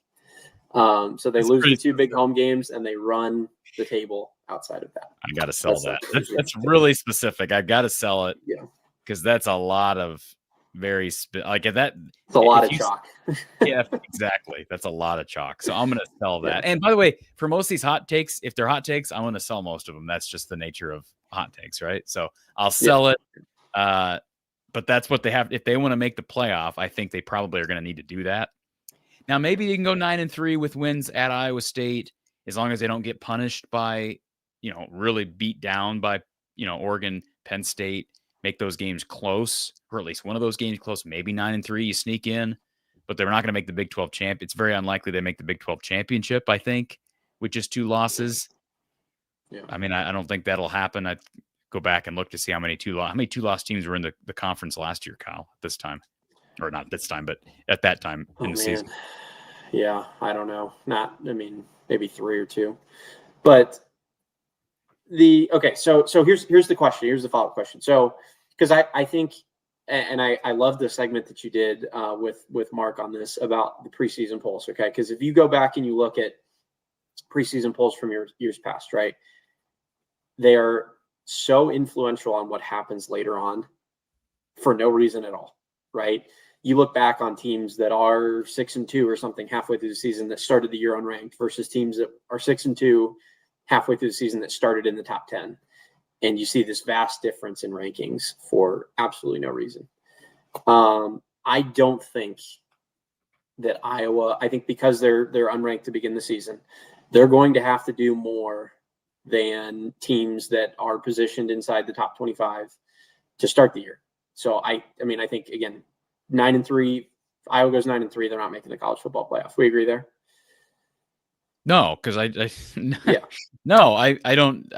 agree. You don't agree?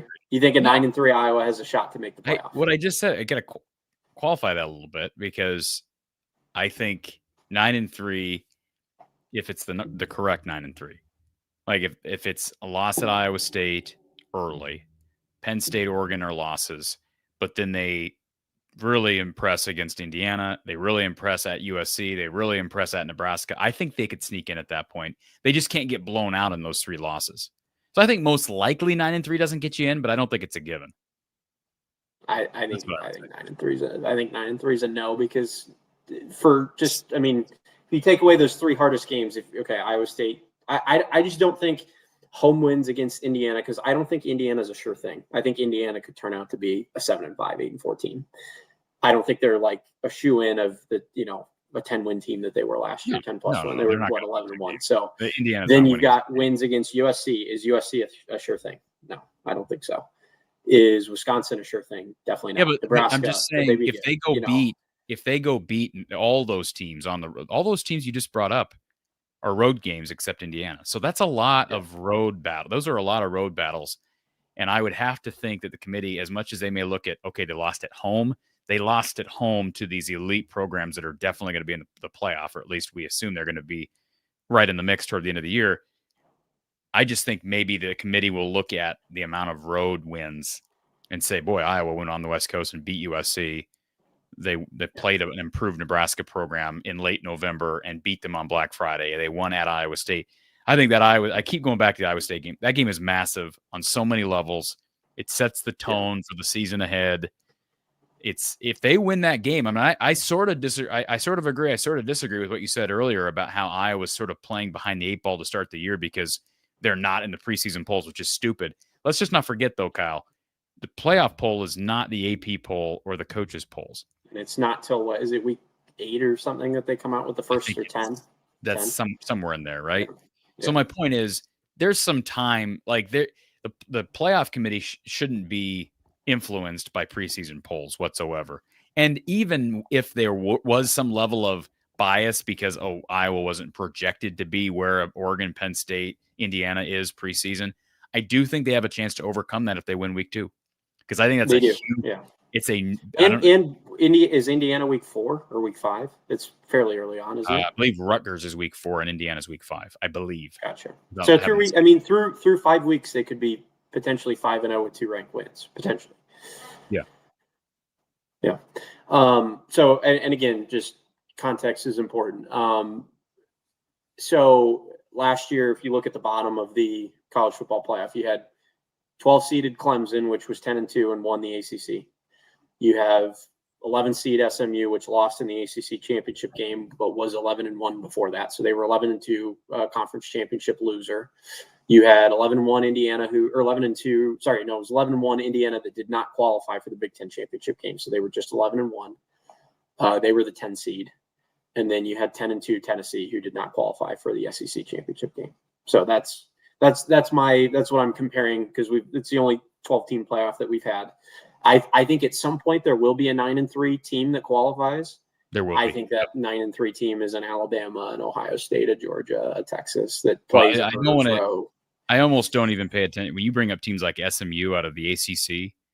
I almost don't pay attention to that at all, because I don't think the committee, and nor should they, look at ACC Big 12 teams in the same light as they do Big 10 and SEC teams that play a drastically more difficult schedule. Yeah. That's what I would say about 9-3. So, yeah, so far there hasn't been one to make the playoff, but I agree with you. I think it will happen. Who's to say it's not this year? And Iowa plays in one of the two best conferences. So I'm not going to write that possibility off. Bottom line is 10 wins gets them in. I don't care where the 10 comes from. If they win 10 games, that's my opinion. Okay, so there, I honestly, I think that's a borderline hot take. I think if they lost the wrong two games, I think they could. Go back last year, and I don't have the poll, the final college football playoff poll in front of me, but were there any Big 10 or SEC teams with 10 wins that did not make the playoff? Who? Or no, I'm trying to. Illinois, right? Illinois was 9-3. They were 9-3, right? Yeah, give me a 10-win team from the Big 10 or SEC that did not make the playoffs. Well, okay, so I understand what you're saying, but at the same time, if you list those four teams, you had Indiana, who was 11-1. There's no way you could leave them out, and then you had three massive names. You had Oregon, Penn State, and Ohio State. Those are the only 10-win teams in the conference. So if we go to, I'll have a look at the SEC. Well, Tennessee was in. Tennessee, Georgia, and Texas, they were in. Yep. So yeah, there's no other 10-win team. I don't know. Okay, so here's my retort to that would be: had Indiana had 10 wins, were they in last year? Had they lost another game? Because my answer is no. No, but hold on. They did not play this. Let's not act like Indiana's schedule last year was Iowa's this year. That's the difference. No, Iowa has a difficult schedule. And I'm not saying about. Okay, so if you replace SEC team or Big 10 team, like, I'm not saying that there will never be a team that gets left out with 10 wins. In Indiana last year might have been that team because they played such a weak schedule relative to the conference. But Iowa's schedule is not weak relative to the conference. So regardless of where the 10 wins come from, it's not weak right now. It's not weak right now. I think if Indiana, it's not weak right now. It's not weak. It's not going to be weak. They're not all Penn State. It's not going to be weak, but I don't know that it's a guarantee that it's a murderer's row. It doesn't need to be a murderer's row. It just needs to be an average Big 10. It needs to be an average Big 10 schedule. And at a minimum, it's average. It's probably above average as far as level of difficulty. At a minimum, it's definitely, there's no way it's a below average. And a big part of that could turn out to be. Yeah. A big part of that is they're catching Iowa State in a good year. Now, could Iowa State come out and not be as good as we thought? Yeah. But they also get Oregon, Penn State, Indiana at USC. We really think USC is just going to continue to be underachieving? Do we really think Nebraska is just going to continue to be underachieving? I don't think Nebraska is going to continue to be. I think Nebraska is going to get to a bowl game. I don't think they're going to make the playoff like Josh Pate does. No. But I'm just saying there's a lot of this conference is so deep.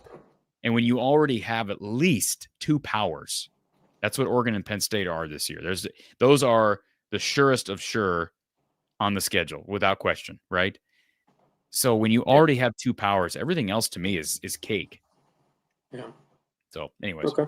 I mean, it's an interesting conversation.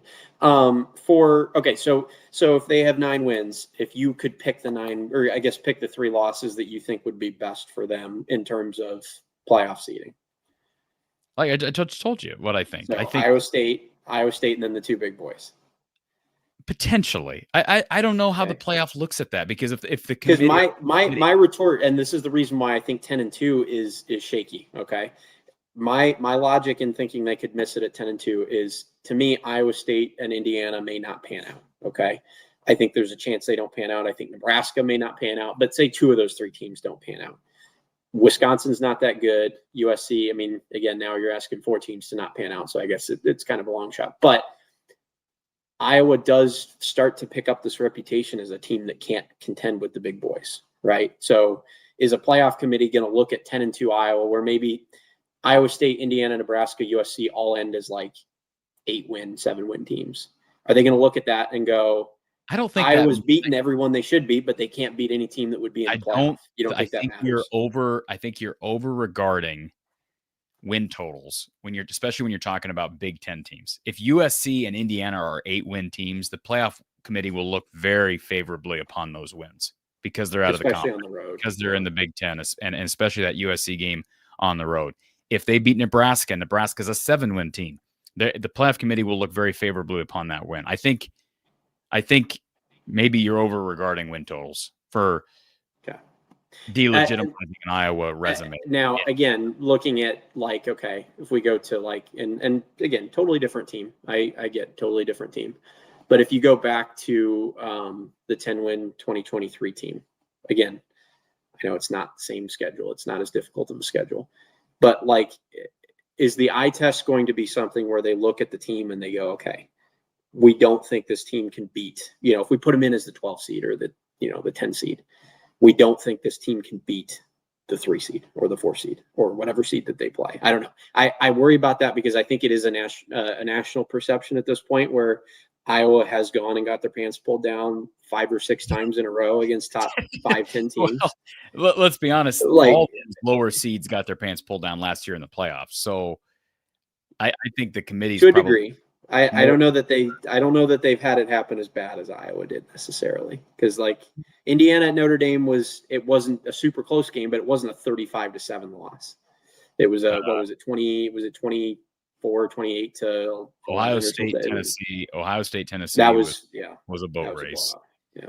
And Boise State, Penn State was, I think, mildly. But then, you can look at Tennessee, and you could look at a team like Tennessee and say, okay, that was a bad night. They've beaten Alabama in recent memory. They've beaten other teams. Ole Miss in recent memory. They've had, sure. They've had other big. I don't know. It's maybe it's not a rational fear, but it's a fear that I have as an Iowa fan, where I feel like if they go and they lose the 2 biggest games on the schedule, and then they run the table, and the other teams are kind of at the end of the year, that they're going to look at Iowa and go, you can't compete, and they're going to leave them out. Okay. All right.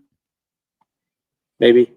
You want to get to a caller, or you want to keep going with hot takes? Yeah, let's go ahead and answer our caller because Nate's been here for a while. Nate, appreciate you calling the show. What's on your mind?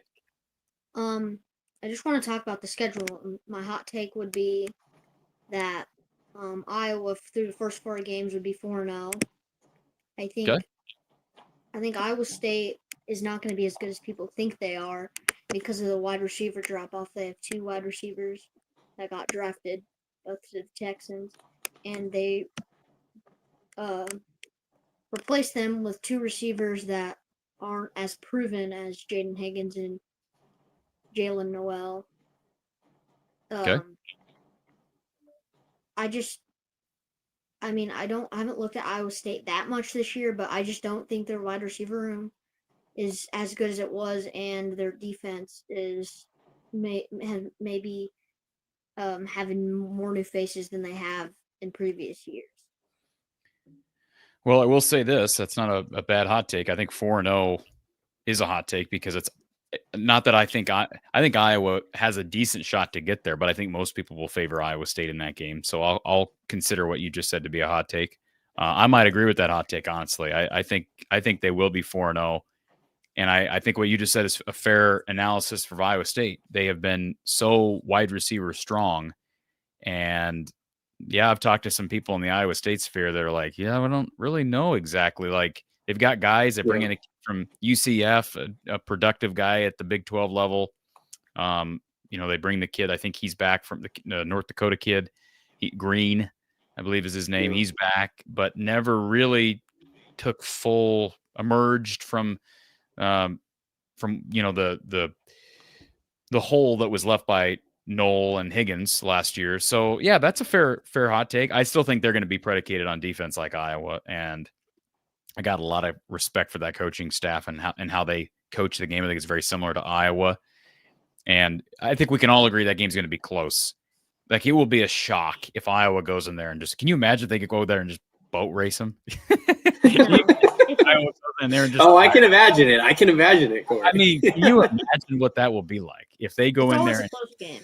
It's always a close it's not always a close. You're right. It's almost always a close game. 2016 was not close. 2021 was not close either. That was one of my funniest memories as an Iowa fan, was just watching Brock Purdy turn it over and over and over again. But like 2016, wasn't 2016 like 40-6? 42-3. Yeah. 42-3. And then, I mean, I can go back to 2009 was not close. I don't believe 2008 was close. It was like 30-3, 2009, something like that. That's going a ways back. Most of the time under Matt Campbell, the game is close. And Iowa's had more success in Jack Trice. Yeah, Iowa State in 2010 was a bad program. They're not a bad program now. Correct. They have and Iowa State as well, by the way, is bottom 5 or bottom 6 in Big 12 returning production. I don't know how that compares to Iowa, but they have like 50. It's like 52% of defensive production returning. So very, very low on the Big 12. I think I looked at the continuity table earlier. I think Big 12, they were like third from the bottom of teams that were not replacing their head coach, or second from the bottom of teams that were not replacing their head coach. So Nate, lots to fill in. Also think I don't know if there's a hot take about the roster. I think Shaheed Barrows is a better option at CB2 than Deshaun Lee. I mean, obviously we have a lot like Bryce Hawthorne, Mark Gronowski, and him transferring over from the FCS to the FBS level. And I mean, you can't really base it off anything because FBS football is so much different from FCS football.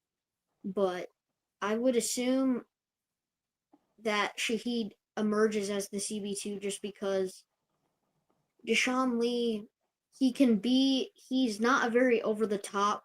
He can't guard over the top very well. He can guard like mid to short yard situations, but in some of those Iowa State, those long passes were last year were a coverage breakdown because of Deshaun Lee. He got beat by Jaden Higgins a couple times. Yeah, I mean, there's a concern, definitely. I think, again, how many, as I said earlier, I think it's a fair concern. But if Iowa can limit time in the pocket, it's going to make it really hard for teams to throw over the top. I think that's the big thing. And so keeping everything in front of you will be a lot easier on those DBs. But point taken, Nate.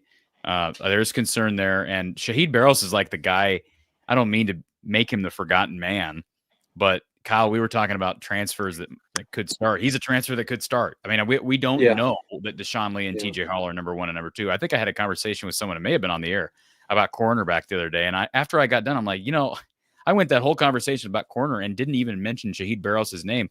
I know early in fall camp, I'd been told on pretty good authority that he had looked like a top 2 corner. And I don't know, since then, I haven't heard a whole lot about him. But he's an experienced vet, and they've struggled there. That's why they brought him in, because they needed help. So, if he's a guy that's absolutely, I hate the fact that we talked corner earlier and his name didn't get brought up. Granted, we haven't really seen much of him besides what we saw at the open practice, and he didn't really flash one way or the other. But he's absolutely part of the puzzle there at corner. Yeah, that was good stuff. Good stuff, Nate. Yeah. Anything else, Nate, before we let you go? Just one more thing. The tight end room, besides Addison Ostrenga and Zach Ortworth, there's not a lot of known guys. I mean, obviously Gavin Hoffman, you made a video on him about, the curious case of him leaving, but I mean, I know DJ Vonahue, I mean, he just got a scholarship like a couple weeks ago, and I know he's been turning some heads a little bit. And then obviously I know about Michael Burt. After this year, Addison Ostrenga is a senior, right? Yep. So after this year, he's done. What does the future of the tight end room look like? It's a good question. That's a good question. I thought the same thing. It's obviously Zach Ortworth's job to be tight end 1, you would think. So I would project him as the starter. Another guy we haven't brought up, Nate, is Hayden Large. He's in his last year, so he'll be gone. So I would think it's going to be a Voname and Ortworth room. And then I really like Michael Burt a lot, and I hope that he's the next guy. Like he's what Voname or Large is this year. Like just that. Yeah. If they ever go to 13 personnel, injuries are a thing everywhere. So they need him to step up. He played in moments He's played in spots, but he's not been a regular rotational guy. So, yeah, I would think it's going to be DJ and Zach Ortworth after this year, with hopefully a much improved Michael Burt and Thomas Meyer, highly regarded kid from Northern Yeah, Iowa. I was going to mention him. Yeah. Who's to say he doesn't step up? TJ Hawkinson, redshirt freshman year in 2017. You talked about Hayden Large. I mean, I just don't. I mean, his role the last few years has been fullback. So I mean, I just don't. I mean, sometimes I forget about him in the tight end role. Think of him as a fullback. I mean, because fullback has been a key role for Iowa. You know, Monty Potabom and some of these other guys that have been in the fullback role. I just think of him as a fullback. And, yeah. Nate, thank you for calling in, sir. We look forward to talking with you throughout the season. Okay, thanks. Good stuff. It's great stuff there Nate, from Nate. Future analyst. Dropping the football knowledge. Yeah, he is. Those are all good guys. Eli Johnson's another kid that I thought he was a good prospect when he committed. So he's another one that. Hey, Mason Woods is right now in the tight end room. I don't know that he'll stay there.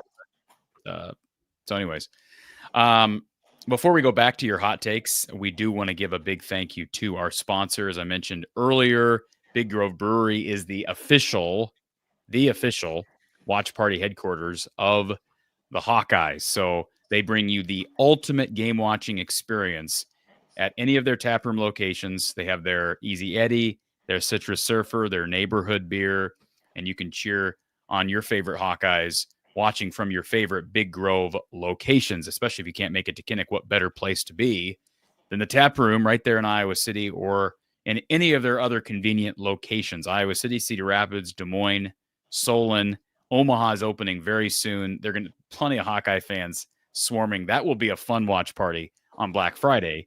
I don't know when that store opens, so maybe I shouldn't have plugged that yet, but I tell you, for future reference, that's going to be a fun Black Friday watch party headquarters over in Omaha. Again, Big Grove Brewery, your official watch party headquarters of the Hawkeyes and official partner here at From the Hawkeye of the Storm. All right, we're talking hot takes. You got a few more before we run through the live chat hot takes, Kyle? I sure do. So I've got a couple still left here. So I'm going to combine again a couple into one, and then I have a question for you. Okay. So the hot take is that Sam Phillips is the surprise player of the year, and then the other one is Carson Shires, an All Big Ten player. So I want you to react to both of those, and then my question for you is, of the not obvious choices, who would you nominate as somebody that could be like an All Big Ten player? Who's a breakout player that you would put a hot take out there about? This guy's going to step up. Well, I think my definition of hot take is so exact that I'm almost hesitant to do that because I don't know that I have one. I mean, Cohen Intringer is the one I marked when I was talking with Tyler and his guys over at Washed Up. But is that really a hot take? I mean, he's a little bit. I mean, he a little bit represented the team at Big Ten Media Days. Yeah, that doesn't make it look as hot of a take. It's his first year starting, but I think he'll end up being maybe the best player, one of the best couple of players on the defensive side of the ball, maybe one of the best players on the team. I think he's got that type of potential. Your question was about who? Sam Phillips, surprise player of the year, was one of them, and then Carson Shires, an All Big Ten player. So you can hit on both or one of those if you think they're more interesting. I like Sam Phillips a lot. I didn't see a ton from him at media day or at the open practice. As far as I'm aware, he is healthy. I know Tim Lester thinks a lot of him. He's playing with a chip on his shoulder. He's undersized, but Tim has a great track record of getting these undersized receivers to be big production guys in college and eventually NFL guys.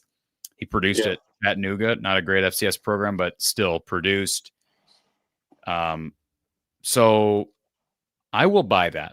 Okay. What's crazy about that hot take is I'm buying it because I think there's a good chance that happens, but I say good chance like maybe 55%, 50%. So I'm buying it on sort of even odds. I also think there's a chance. I would say take all of, okay. So if I were to tell you, okay, Gronowski's out, Logan Jones is out, Aaron Gray, Xavier Wampa, the usual, or the expected top line players of the team are out. Of all the rest of them, would you take Sam Phillips to have the breakout year over a Cohen Entringer or over somebody else? Like, I would say that is kind of a hot take, because I think there's like 10 guys that could have breakout. I mean, if you talk about, Reese Vanderzee could have a breakout year. You talk about Jazz Patterson could have a breakout year. Hey, let me give you another breakout candidate. Okay. And I'm no O-line expert, but Cade Pieper is a guy that, okay, we're talking about the top 3 on the offensive line, but by all accounts, everything I've been told since day one of camp is he's a starter right now. So he is number 4. I don't think maybe there's a sneaky like honorable mention in all Big Ten or something like that. Yeah, maybe.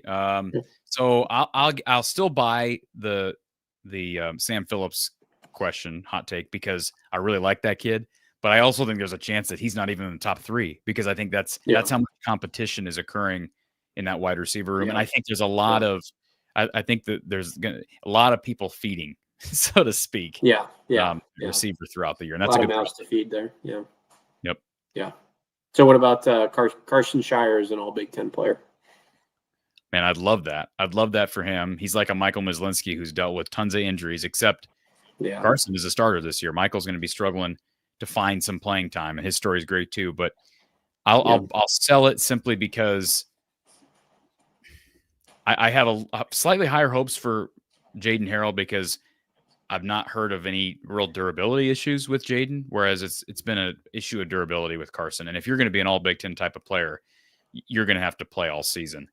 And that's I was thinking about that the other day. Like, linebacker is a fair depth piece. Like, I don't know who steps in if Carson goes down. Is it a Jaden Montgomery? Is it is Jackson Weisskopf? Is Landon Van Kickerix, is he ready to assume a starting role there alongside Harold? So I don't think they're real deep there like they had been. They've been deep there the last couple of years, because you've had guys like Harold and Higgins in the wings, of more behind, because they felt like they had Jack Campbell and who was next to Jack Campbell? I forget his name. You talking about Seth Benson, and then they also had Seth Benson. Not forget about Kyler Fisher, was a guy who was like a plug-and-play dude. Maybe that's Rex Roth, and maybe they do have other people. They have a lot of talent back there, like Derek Weisskopf and Preston Reese, and go down. I was going to say maybe a hot take is that somebody like Weisskopf gets in and gets some significant playing time when Shire goes down or something like that. He's a big kid, man. Derek Weisskopf's a big kid. When I watched him at Kids Day, I'm like, he doesn't look like a linebacker. He's maybe not a Jack Campbell level player as far as size, but he's tall. He doesn't look like your average linebacker. Whereas you look at a guy like Jaden Montgomery, he looks more like a Kyler Fisher, in my opinion. Yeah. This is speaking of hot takes, that's a flaming hot take. Iowa has 2 1,500 yards. Let me go back real quick and see if I can even find one 1,500 yard receiving year from any Iowa receiver, as long as ESPN has records. Let me see. Marvin McNutt was where? 1,300? 1,300. So he didn't get there. Yeah, no, not a single since ESPN began tracking stats, or at least on their website. They don't have a single. They only have one 1,000 yard season in all those years. So, and that's in Kirk's tenure. So interesting. You got any others for us, Kyle? Sure do. So let's. I'll give you one more, and then I have two little things I want you to react to or talk about for just a minute. So one of them is a little bit more of a negative one. So this one is that Hank Brown or Jeremy Heplinski starts by week 6 due to injury or poor play from Gronowski. That's I almost don't want to comment on that one, because to me that's almost like why even say it. So I'm going to sell that, because predicting injuries is not something I'm in the business of. You think there's any chance at any point how about this? Is there any chance at any point this year that Gronowski is benched due to poor play? Do you even see that? No, I don't. Yeah, I don't. Okay, I don't either. But I could now maybe he plays dinged up and doesn't play well, and then he gets benched. But just strictly on poor performance, I would be shocked if that happens. Somebody made that comment. A couple people made the comment after Kids Day. Is there a quarterback controversy? And I thought, you're joking, right? Like, you have to be kidding me. So no, This is a clear cut. Yeah, this is a clear cut route for right now. if that was a hot take, I'd sell that hard. Yeah. Okay. So yeah, I will sell that one also big time. So two things that have been, in doing research for this have been a little bit concerning. So the first thing I want to point out, maybe there's nothing, nothing to it, but maybe you'll see something in it. So last year, one of the things that always bothered me was really, really slow starts, especially offensively. They really, really struggled at the start of games. So I went back, I got all the first half totals. So they had 6 points at half against Illinois State, and then obviously broke it open in the second half. They had 13 points at half against Iowa State, 10 against Troy, 7 against Minnesota, 0 against Ohio State. They did have 20 against Washington. Then they went on the road, had 0 against Michigan State, 12 against Northwestern at home, 14 against Wisconsin, 10 against UCLA, and then Maryland, Nebraska. They had 13 and 0 at half. So you add up all that, you do the averages. They averaged 8.75 points per half in the first half. And had the games ended at halftime, they would have finished 6-6. They were down at the half 6 times. To me, that's odd. Not in the sense that they struggled to score, but also in the sense that they were down 6 times. Because like you look at the 10-2 season a couple of years ago, a lot of times, even though the offense struggled, we used to talk about on the show how they would come out with this pre-scripted drive and it would look good. They'd score a touchdown and then they would stop scoring the whole rest of the game, right? We used to come on every post game and go, well, they ran 10 straight plays that were basically well executed. And then I don't know what happened. And it just felt like the entire second half was them holding on for dear life, right? So even, and there was a little bit of a home road disparity last year. They had 6 points per game on the road in the first half and 10 at home. But that's concerning. What do you put that down to? And what do you think? I mean, is it just as simple as putting Gronowski in, having better quarterback play, and that alleviating itself, or was there anything schematic that you thought? Yeah, I don't know about the schematic thing. That's a better question for Coach Patterson. I do think it's a team-wide issue and has been for the last few years, because if you go back even into the end of the Brian Ferentz era, on flip side of the ball, the Phil Parker units, how many times did Iowa's defense allow a touchdown on the opening drive in some of those dominant defensive years? Like we're talking 21, 22, 23, where they were phenomenal on defense to overcome a atrocious offense. And yet they consistently gave up a score. And we kept saying, well, getting their feet under them, they're kind of feeling out the game. But I mean, typically you don't get away with that when you're a team that plays low scoring, close games. And Iowa's gotten away with it a lot. So I don't know what the data says on defense last year, but offense, I do think some of that will be resolved with just another year where players are more comfortable in the system. And it seems like they've been healthier on offense. Like Seth Anderson's a perfect example of that. Although Gronowski missed spring, most guys have been competing spring and fall camp. They haven't had that in quite some time. And I think, here's my opinion, I think who leads the guys out there on play one on offense is significant. And, Cade was, as Coach Patterson said several times the other day, he was a game manager. And I do think there's going to be times this year, maybe even game one, maybe this is my hot take, that Iowa's going to score on a deep ball on the first drive of the season. There's my hot take. Iowa will score. The first drive of the season, deep ball. Well, they actually did that, 2 years ago, right? Cade McNamara to Seth Anderson. Remember that? Yeah, they did. Yeah. And we were all going crazy, and then they just forgot how to play offense. Yeah. So that doesn't necessarily mean anything, but that's still a hot take. I think I wouldn't be shocked to see that happen. I do think there's going to be times where Iowa will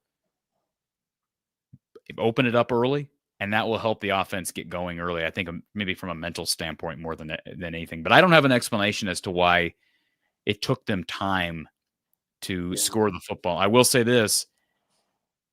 Don has talked about how important scoring in the first half is. And I don't know that he shared this on the air, so I'm not about to, but one quarter is more important than the other quarter. Okay. That one quarter is more important than the other quarter. So, and Kirk in Iowa has all that data. So I hope that affects how Iowa plays. I hope that affects the decision-making from Kirk on taking the ball or not taking the ball, because the data says, and Don has talked about this, the data from last year is very clear that in most circumstances, there's a right decision and a wrong decision. So either you should be taking the ball regularly or you shouldn't be taking the ball regularly. And I'm not about to let the cat out of the bag because I don't know that Don's talked about that on the air. But those are the types of things that will help them in first half scoring if you can be, I think, attentive to those details. Yeah, absolutely. And that's, to me, that goes across all other sports. One of my favorite memories as like a late high school, early college student was like watching. I remember in 2018 watching the NBA playoffs, and you had those two great conference finals. You had Cleveland against Boston. You had Houston, Golden State, and ESPN put a graphic up, and it was like 13 of those 14 conference finals games, the score of the first quarter was within 5 points of the deficit or the margin at the end of the game. It was like the first quarter result was almost like a mirror image of the result of the game. So it'll be interesting to see, because like there were some of those games, like not all of them were horrible, but obviously, you go scoreless at Ohio State, you go scoreless at Nebraska. That's not a good sign. But like that Troy game was horrible in the first half. I mean, we were like pulling our hair out, and it was offense, it was defense, it was everything. I mean, it was like they were all over the place, and then they got it together in the second half, of course. But there were, Michigan State again. That was horrible. That was a horrible first half performance. Like those were like UCLA was bad too. UCLA was bad. Yeah. I mean, there's 4 or 5 of those games that were real stinkers from the start. And then you look up and you go, oh, we're 8-4. We're slightly underachieved. And it's like, honestly, 8-4 from being down at half 6 times is not that bad. It's just, by the way, you didn't set yourselves up to have a good year. Real quick, Lemansky, thank you for the super chat. We didn't lead with this at the top of the show, Kyle, but the Get Corey the Shave goal is still up. So we need 10 super chats of $20 each. That's what it's worth for me to give up the facial hair that I've sported for I don't know how long now. Because some people seemed really concerned with me. Now that I've brought up this, like, hey, if you want me to shave, do this. Now nobody wants to pony over the cash, which is totally fine. Spend your money better places. Lemansky, thank you for the super chat, though. I do appreciate that. Year 2 of the Lester scheme, he says. We'll move the chains, giving the defense rest a better 25 campaign, counting on elite special teams. And I think special teams is the most sure thing on this roster by far. Like, I think special teams is going to be really, really good. I'm excited to watch special teams. I know there are people within the program on the coaching staff who have verbally made it very clear that they think this young man who's kicking for Iowa this year, named Drew Stevens, might end up go down in the books as the best kicker in Iowa history. And that says a lot. Mm-hmm. That says a lot. And that's counting on a big senior year. He's got to show out. There's been some ups and downs in his tenure. So he's got to show out, but I know the staff is really confident in that young man. Yeah, his leg talent is I mean, it's always different when you go see these games in person, right? But I remember seeing him kick in person for the first time last year at Northwestern, the Northwestern game, and just watching him warm up. I mean, he was kicking. I think I DM'd you when we were watching. He was kicking 65-yard field goals with no problem. Like, he was kicking 65-yard field goals that were clearing the bar by 5 yards. Like, yeah, he's unreal in person. You want me to go through rapid fire with some of these hot takes in the chat, Kyle? Yeah, sure. Hit me. Well, this is, I guess, a question from Aiden. He says, does Iowa State playing a quality Power 4 game to start the season 2 weeks before Cyhawk give them a nod on us? I don't know that gives them a nod on us, but I definitely think it's advantage Iowa State. It's not advantage Iowa because they don't have to play. You know what I'm saying? It's advantage Iowa State getting that game under their belts. And I don't even know that as an Iowa State fan I would love it, because I think going to Dublin and playing a game without real experience against a good, starting off your schedule with one really, really big game. Like, if they lose that game, it's not necessarily good for Iowa State. It's good for Iowa State in the context of the Cyhawk game, if you know what I'm saying. Yeah. And by the way, nobody's talking about it because they're playing in Ireland this weekend, but game 2 for Iowa State is against a very good FCS opponent. It's actually the team that Shahid Barrows played for last year, South Dakota. So, yeah. I mean, like, those are 2 really quality opponents. One, obviously, Big 12, different level, but 2 quality teams, quality scouts. Iowa doesn't have a quality team or quality scout. So, I mean, Albany is what Albany is, right? And if they struggle with the Danes, then we have problems on our hands. We So do. in answer to Ryan's question earlier, no, they shouldn't be scared of Albany. 40, who I think has a thing for you here, Kyle. He says the secret message board is coming for my job. You want to explain what this means? I don't know about all that, but the Iowa top secret message board is legendary. Lomansky says you got to be a part of it to know. Lomansky says Kinnick Magic about to unleash its fury in 2025. Nate says, is this the best QB room since 2019? I think it's the best QB room. There's a lot of competition since 2019 for best QB room, isn't there? Yeah, well, the answer to that is yes, Nate. But I think it's going to be the best collective QB room, probably going back to, I think the year that I would label would be 2013, because that was the year they had Rudock, Sokol, and Beathard. And Sokol went on to have a great career at Louisiana Tech. Rudock was what Rudock was at Iowa. He's good at times, not great at other times, but had a great career at Michigan when he transferred. CJ Webb's great at Iowa. So I think it's the best, I think it's the best top to bottom QB room since at least 2013 or 14. I can't remember 14. I think Sokol had already left, but don't quote me on that. I know Rudock and Beathard were there. I don't know that they've had a quality QB room since then. They've had good QBs. CJ Beathard was good in 2015 and 16. Nate Stanley was good. Yeah, they've had good individual players, but they haven't had a great room in a long time. This is the first year where I do look at, like, Gronowski needs to stay healthy, but I'm not panicking if Hank Brown's in there. And I don't know that I'm panicking if Hecklinski's in there. I do think number 2 right now is Hank Brown. Based on everything I've heard, I don't think Hecklinski's the second best quarterback. I think he's the quarterback with the greatest upside. But I think the surest thing right now is Gronowski 1, Hank Brown 2. Maybe I shouldn't be doing this because I'm going to come out with my depth chart here in the next few days. But yeah, good question. Well, I think the point that's comforting is that Hecklinski is definitively better, I would say, than some of their second options in previous years. Maybe not last year with Brendan Sullivan, but the 3 or 4 years before that, they did not have number 2 options that were that you could feel as positively about as Brown and Hecklinski. Yeah, and I Brendan Sullivan as a backup this year would have been great. And that's what he was last year. Yeah. But he and Cade were very similar. Hank Brown and Gronowski, there's a big gap there. So Gronowski's, at least we perceive Gronowski to be much better than Hank Brown. Hank Brown is equal to what Iowa had at the 2 spot last year. And then everything after that, I think, is more quality than what they had last year. Because even Jackson Stratton, assuming he's healthy, he being back, having game experience under his belt as the 3rd or 4th option or 5th option in the room is phenomenal. And you get, your young guys, with the exception of being Ryan Fitzgerald, have been there a while now.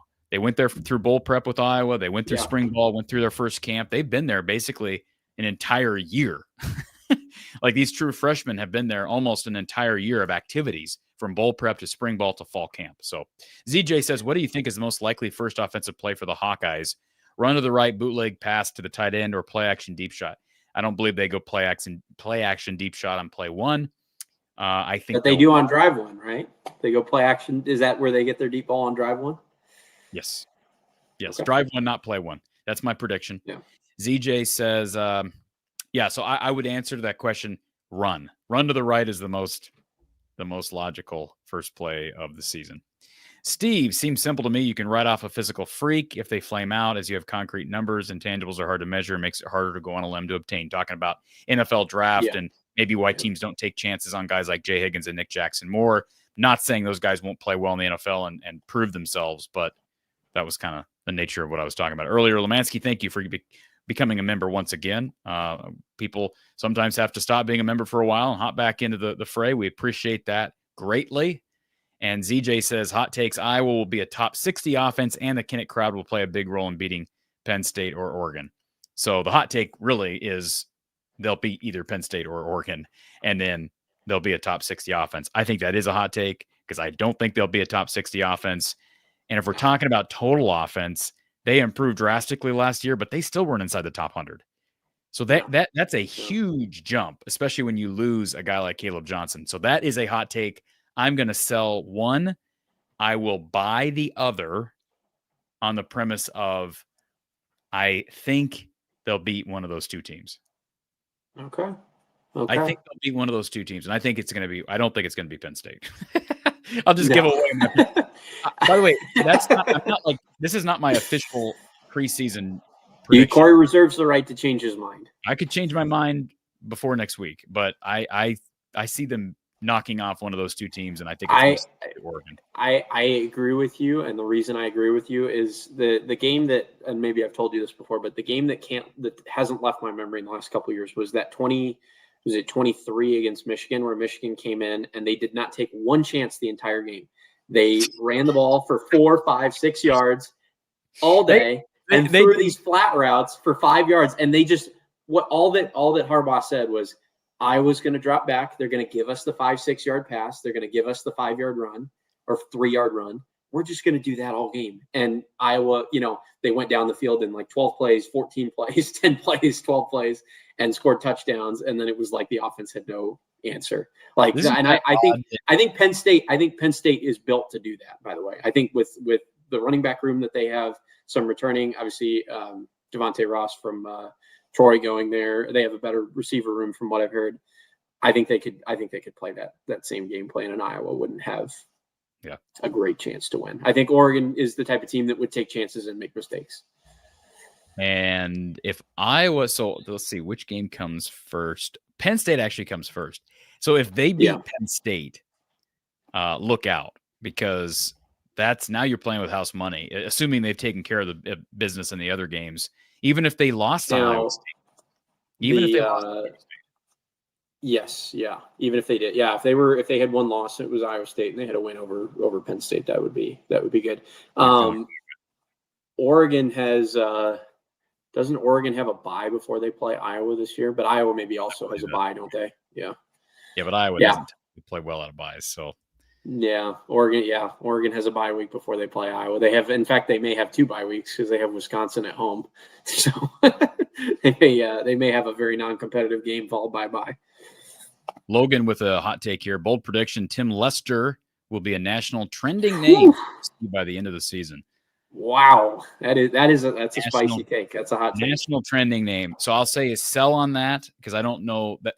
When you say a national trending name, that gives me the impression that he's going to be like a hot commodity in the coaching carousel. And I don't think he'll have that level of year where but I do think he'll have a respectable year where he's gained the respect of a lot of people.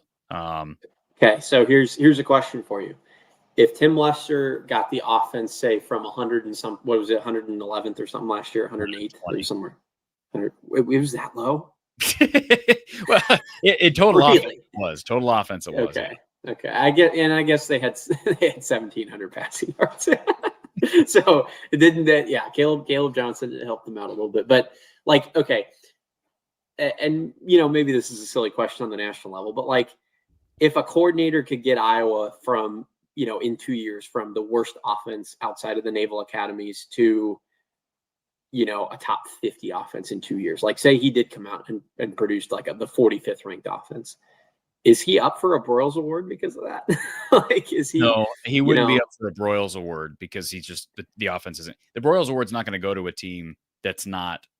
Yeah, they're not going to go to a coach. It's one of those ones where the award will not allow it to go to somebody who's 45th in the country, but I think you could make an argument maybe that it should.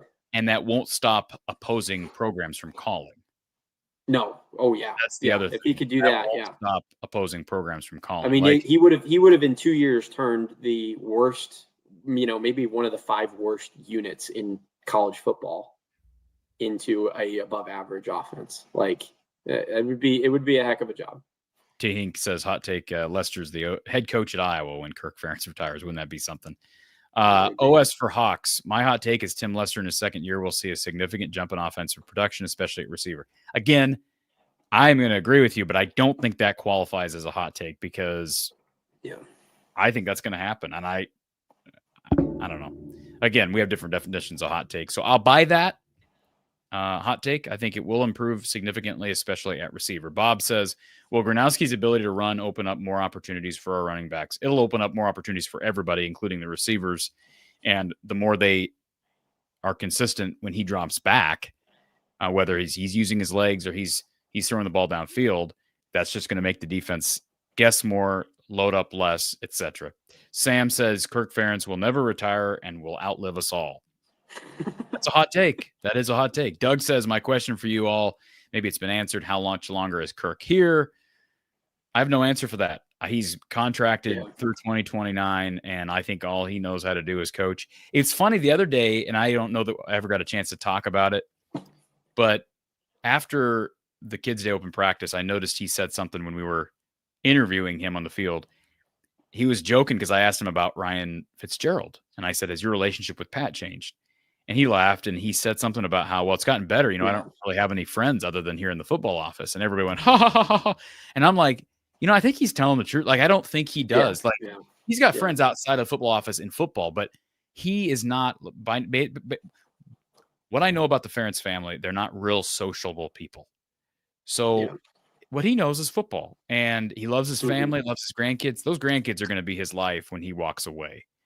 So I could see him only coaching for a couple more years because he wants to be more involved with his kids at the age they are. They were running around the field after the scrimmage a week ago, and maybe he doesn't want to wait till they're in high school, etc. But I could also see him coaching because this is what he loves. This is what he knows how to do. As long as they keep winning, if they win 5 games this year, he's not on the hot seat. But there's some people, man. I said that earlier, that there's going to be some really unhappy people, and I don't know that you blame them. For 5 wins, second year of an offensive coordinator, you retained Phil Parker and all these assistant coaches you love. You brought in Mark Gronowski, and you win 5 games. So I don't think it'll happen. Bobby says, I think, and by the way, too, I think we live in a higher stakes era of college football too. By the way, because you're talking about a college football that has a playoff that is more accessible to teams like Iowa, right, than it has been. So the expectations are higher, I think. I think fans have realistic aspirations of college football playoff positioning, and they're not delusional for having that because of the 12-team playoff. And then you include the higher buy-in that a lot of fans have because fans are giving money now to players that are coming to their programs with the promise of changing things and turning things around, right? Like you're going to have fans that will, in years past, would have said, oh, Ricky Stanzi threw 3 picks and cost us the season. Like that sucks, right? And yeah, that does suck. But what sucks more is I gave $100 to the Swarm to put Mark Gronowski behind center, and he didn't do well, and Iowa won 5 games. I think that's a situation that can boil over a lot quicker than years past. Bobby says his 3 hot takes are Gronowski doesn't make it to the end of the season as a starter. Okay, we've already kind of addressed that one. We set the record for the longest field goal in Iowa history. That's good. That's a great hot take, and that's maybe the best hot take of the day, Bobby, because I think Kirk and company are prepared to allow that to happen. I think they have more confidence in their kicker doing that and will allow that to happen. I think if we run into another situation like what we had against Iowa State, where we run that back, and I wish, it's frustrating to not know what would have happened if he'd kicked that ball. And that was was it from 70? No, it was from 68, I think, or 67. Was it from 68? I thought it was from 70. No, I think it was 68. That's the number. So Iowa went for Hail Mary instead of 68. And I could guarantee. A Hail Mary, by the way, that had no prayer of even getting to the end zone. Right. No so prayer. If that happens again, I think Kirk will send on the field goal unit. I think he will send. I hope he does. I would love to, even if he missed it, I would have loved to have known how close he could have gotten. And then number 3 is Iowa will be the loss that stops Nebraska from, I'm assuming he means from the play. I didn't read the rest of that message, but from playoff? Let's assume the playoff. Okay. Let's assume the playoff because the bowl eligibility is not a hot take. That's not a hot take, yeah. Chef Viota says Iowa drops 40-plus points in 5-plus games this year. How many? So they did that against Illinois State last year, Washington, Northwestern. I guess that's not a super hot take. Then they're going from 3 to 5. I mean, so it's kind of. They definitely, their points per game went way up last year as opposed to 2023. So they achieved the 25 points per game Brian Ferentz evaluation metric last year. They got to 27.5 or something, 28. Don't you miss our little guy up in the corner? I miss our ticker. I miss our little like up where Big Grove is. It would be right up here above my head. But Brian Ferentz was sponsoring the show. he kind of was in a way because we got triple the viewership after bad offensive games. True, very true. Michael says, how do you feel about the tight end room? I feel pretty good about the tight end room. My question is more schematics, like how much does Iowa target tight ends? Yeah. Because we saw less production from that room last year, and Iowa had a really good tight end guy who garnished a lot of respect from a lot of people. And Luke Lachey, another guy that fell off draft boards drastically, which I didn't expect. But again, that his was. I'm going to give Luke a little bit of a pass to Andre though. That was a nasty leg break that he had. That was not a good. That didn't help. Yeah. So will Iowa involve the tight ends more? Yes, I think they will. To what extent, we'll see. I think the room lacks proven depth. Their top three is going to be fine. But after that, I really like Addison, by the way. I think he's going to be really good. I think he's like, I know he's not like he's not a sneaky breakout player of the year, but I think he's a really, really good player. Yeah, the Big Ten Network, was it Jake Butt that thinks he is going to be the breakout guy? Now, Jake Butt's a tight end, so he's biased, but he labeled Stringa. He said he was their best pass catcher when the Big Ten Network visited Iowa City here a few days ago. So, yeah, good question for Michael. T. Hink says, hot take, Iowa. We already got that one.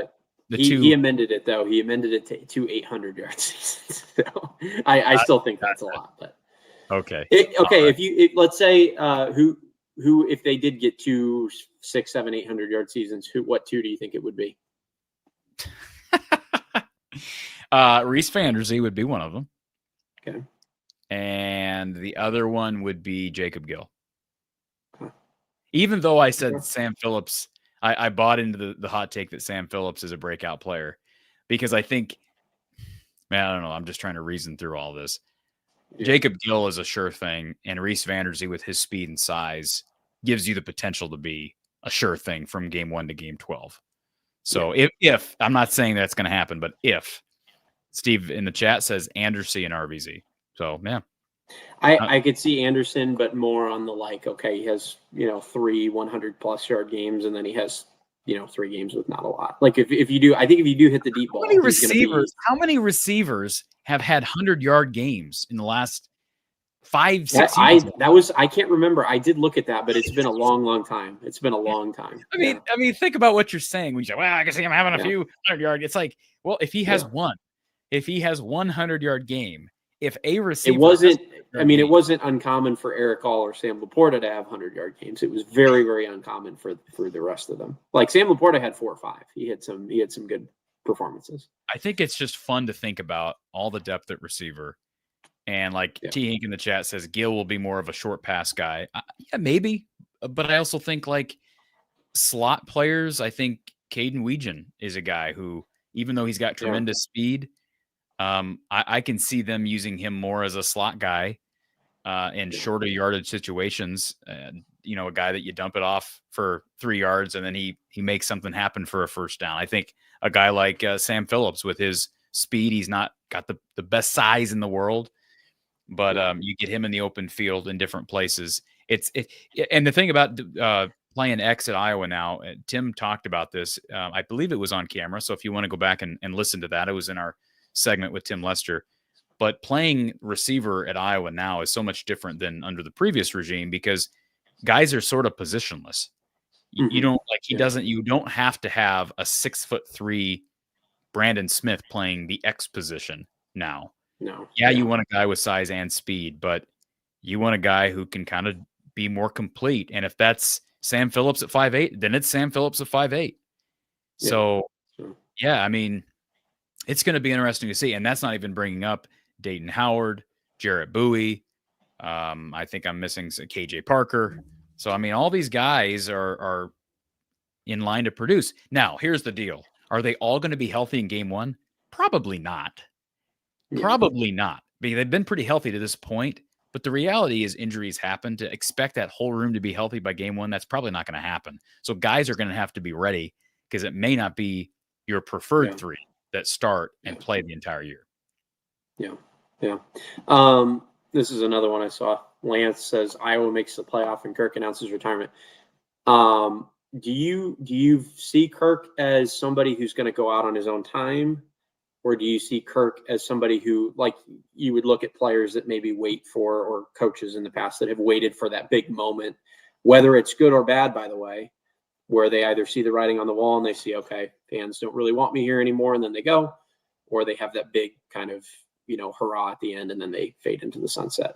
That's an interesting conversation, and again, one that I would defer to Coach Patterson on because he knows Kirk better than I do. But I would hope, even though Kirk wasn't here when Hayden started to fall off towards the end and his health went downhill, I would hope that he learned from that. I know he obviously thinks a ton of Coach Fry. And so perhaps he looks back at that and wants to avoid having that type of an end. But at the same time, Kirk is not he's just by nature not someone who is going to announce, hey, this will be my last season so he can have some farewell tour.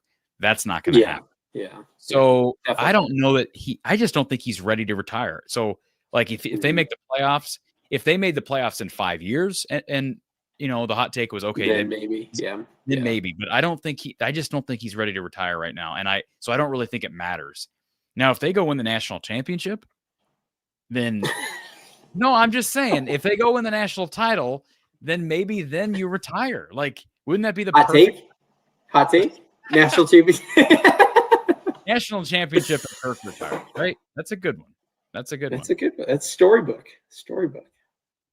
Gil had 138 yards at UCLA. According to that is true. I forgot about that because he had that one bomb. Yeah, the one bomb from Sullivan, right? That's my point. He can be a guy that catches it over the top. He can be. Yeah, I don't think he's some like dink and dunk guy. I think he's capable, especially in the mid range. I mean, he ran a lot of like 15, 20-yard slant routes that were caught balls there. Like he's not a 5-yard guy. Okay. We're going to hit to our last segment. We're going a little over today, which is fine. Last segment. And if there's anything else from you, Kyle, we can certainly touch on it. But we're introducing a new segment to our post-game coverage this season, and that is the Big Grove Big Play of the Game. So, of course, brought to you by Big Grove Brewery. And so this is not a traditional post-game where we're talking about a specific big play in the game that stood out. But let's talk for a minute about maybe our top 3 apiece. We'll each give our top 3 Big Grove big plays in recent Hawkeye history. And we're talking football. This is a football preseason live call-in show. So I'll start with the obvious because I'd rather throw it to you. I'll give you a second to think about it. Number 1 in my mind has to be 2015, the play to Smith. And you brought it up earlier. It's an easy one to replay, partly because of the Gus Johnson call. It's painful because we know what happened at the end, but it was also fourth quarter. Iowa had been struggling all year to produce offense, even though they were 12-0. Like, they were not this great offensive team. They won a lot of close games against some mediocre opponents. Yeah, that schedule was not great. But then in that game, first play of the fourth quarter, people were already frustrated with Greg Davis, but Greg Davis pulls a rabbit out of his hat and goes deep play action to Tavon Smith. And if you recall later, they might have been the next play or two later, they tried to do the same thing to Mr. Matt Vandenberg and got a holding call on that play. And so they were taking shots early in that fourth quarter. It's just totally unfortunate how that game ended up. It's one of the best and worst memories of my life as a Hawkeye fan. I mean, I remember where I was. Yeah. Moment when they hit Tavon on the deep route, and then that last drive and the anxiety and the angst and the frustration watching it. And we had a bunch of people watching in a basement. It was just a surreal moment that will forever live in my mind as a Hawkeye fan. So that's number 1. I guess we're going to do our top 6 if we're each coming up with 3. Hopefully you can come up with 3 and I can easily come up with 3, but I didn't give you this assignment in advance. So Kyle, I drafted first, you draft second, your Big Grove recent Hawkeye big play. Okay. Fairly recent. I gave you one from 10 years ago. Yeah, that was my first question: is how recent is recent? But if we can go back that far, your lifetime is recent enough. Okay. I'm gonna go first. I'm gonna go now. This is not necessarily my number 1. I kind of had a couple in mind because you told me an hour ago or 2 hours ago to think about it. I'm gonna go with a play that was in a game where Iowa was trailing big, and a loss that would have been really, really frustrating as a fan. I would probably put this inside my top 5 in the last 10 years. Iowa was down 21-9 on the road in Lincoln, and it's a block punt at Nebraska. Kyler Fisher scores, kicks off a 20-0 run to finish that game. Iowa wins 29-20 or 27-21 to go to the Big Ten championship game. That was one of those plays where it was a special teams play. where you just sort of felt like the offense was so bad in that game that if the special teams or the defense didn't score, the game was over at that point in my mind.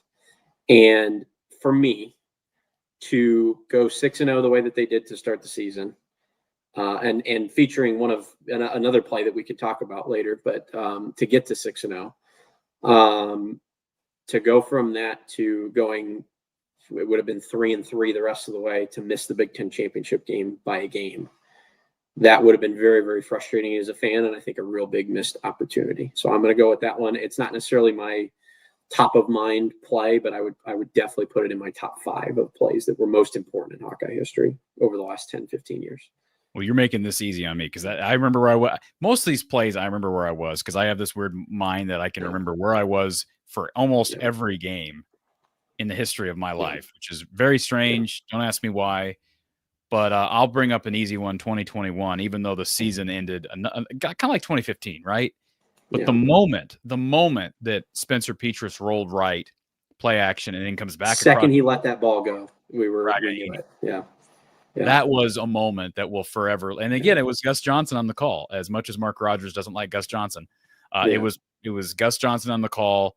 The moment lives in infamy. So that one's an easy one. And of course, the game ended much different than the 2015 Michigan State game. Iowa wins that one.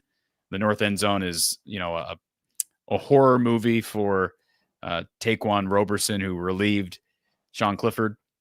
Hawkeyes beat top 5 Penn State in Kinnick. So that's definitely draft number 2 for me. Pick number 2. I'm gonna throw an honorable mention in there because we're allowed to talk about plays that didn't end in wins.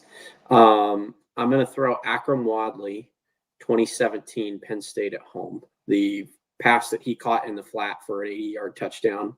I think that put Iowa up 16-13 or something like that. And then Penn State drove down and broke our hearts on the last play of the game. But man, that was another play where I just remember being in my living room, just jumping up and down because it was like, man, what a play from Akram Wadley. What a moment. And then another one actually that you could throw in there was Wadley against Iowa State. He had another one of those where it was like a 60-yard play to get them to overtime in that game. And that one he was 17 as well. That one he's just dancing and just avoiding people. Exactly. Yes. Yeah. The Penn State one, he kind of got out in the clear. He made one man miss and then he was gone.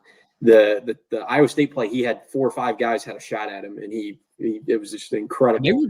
They were down double digits, and I watched that game back the other day. They were down double digits against Iowa State in Ames in 2017.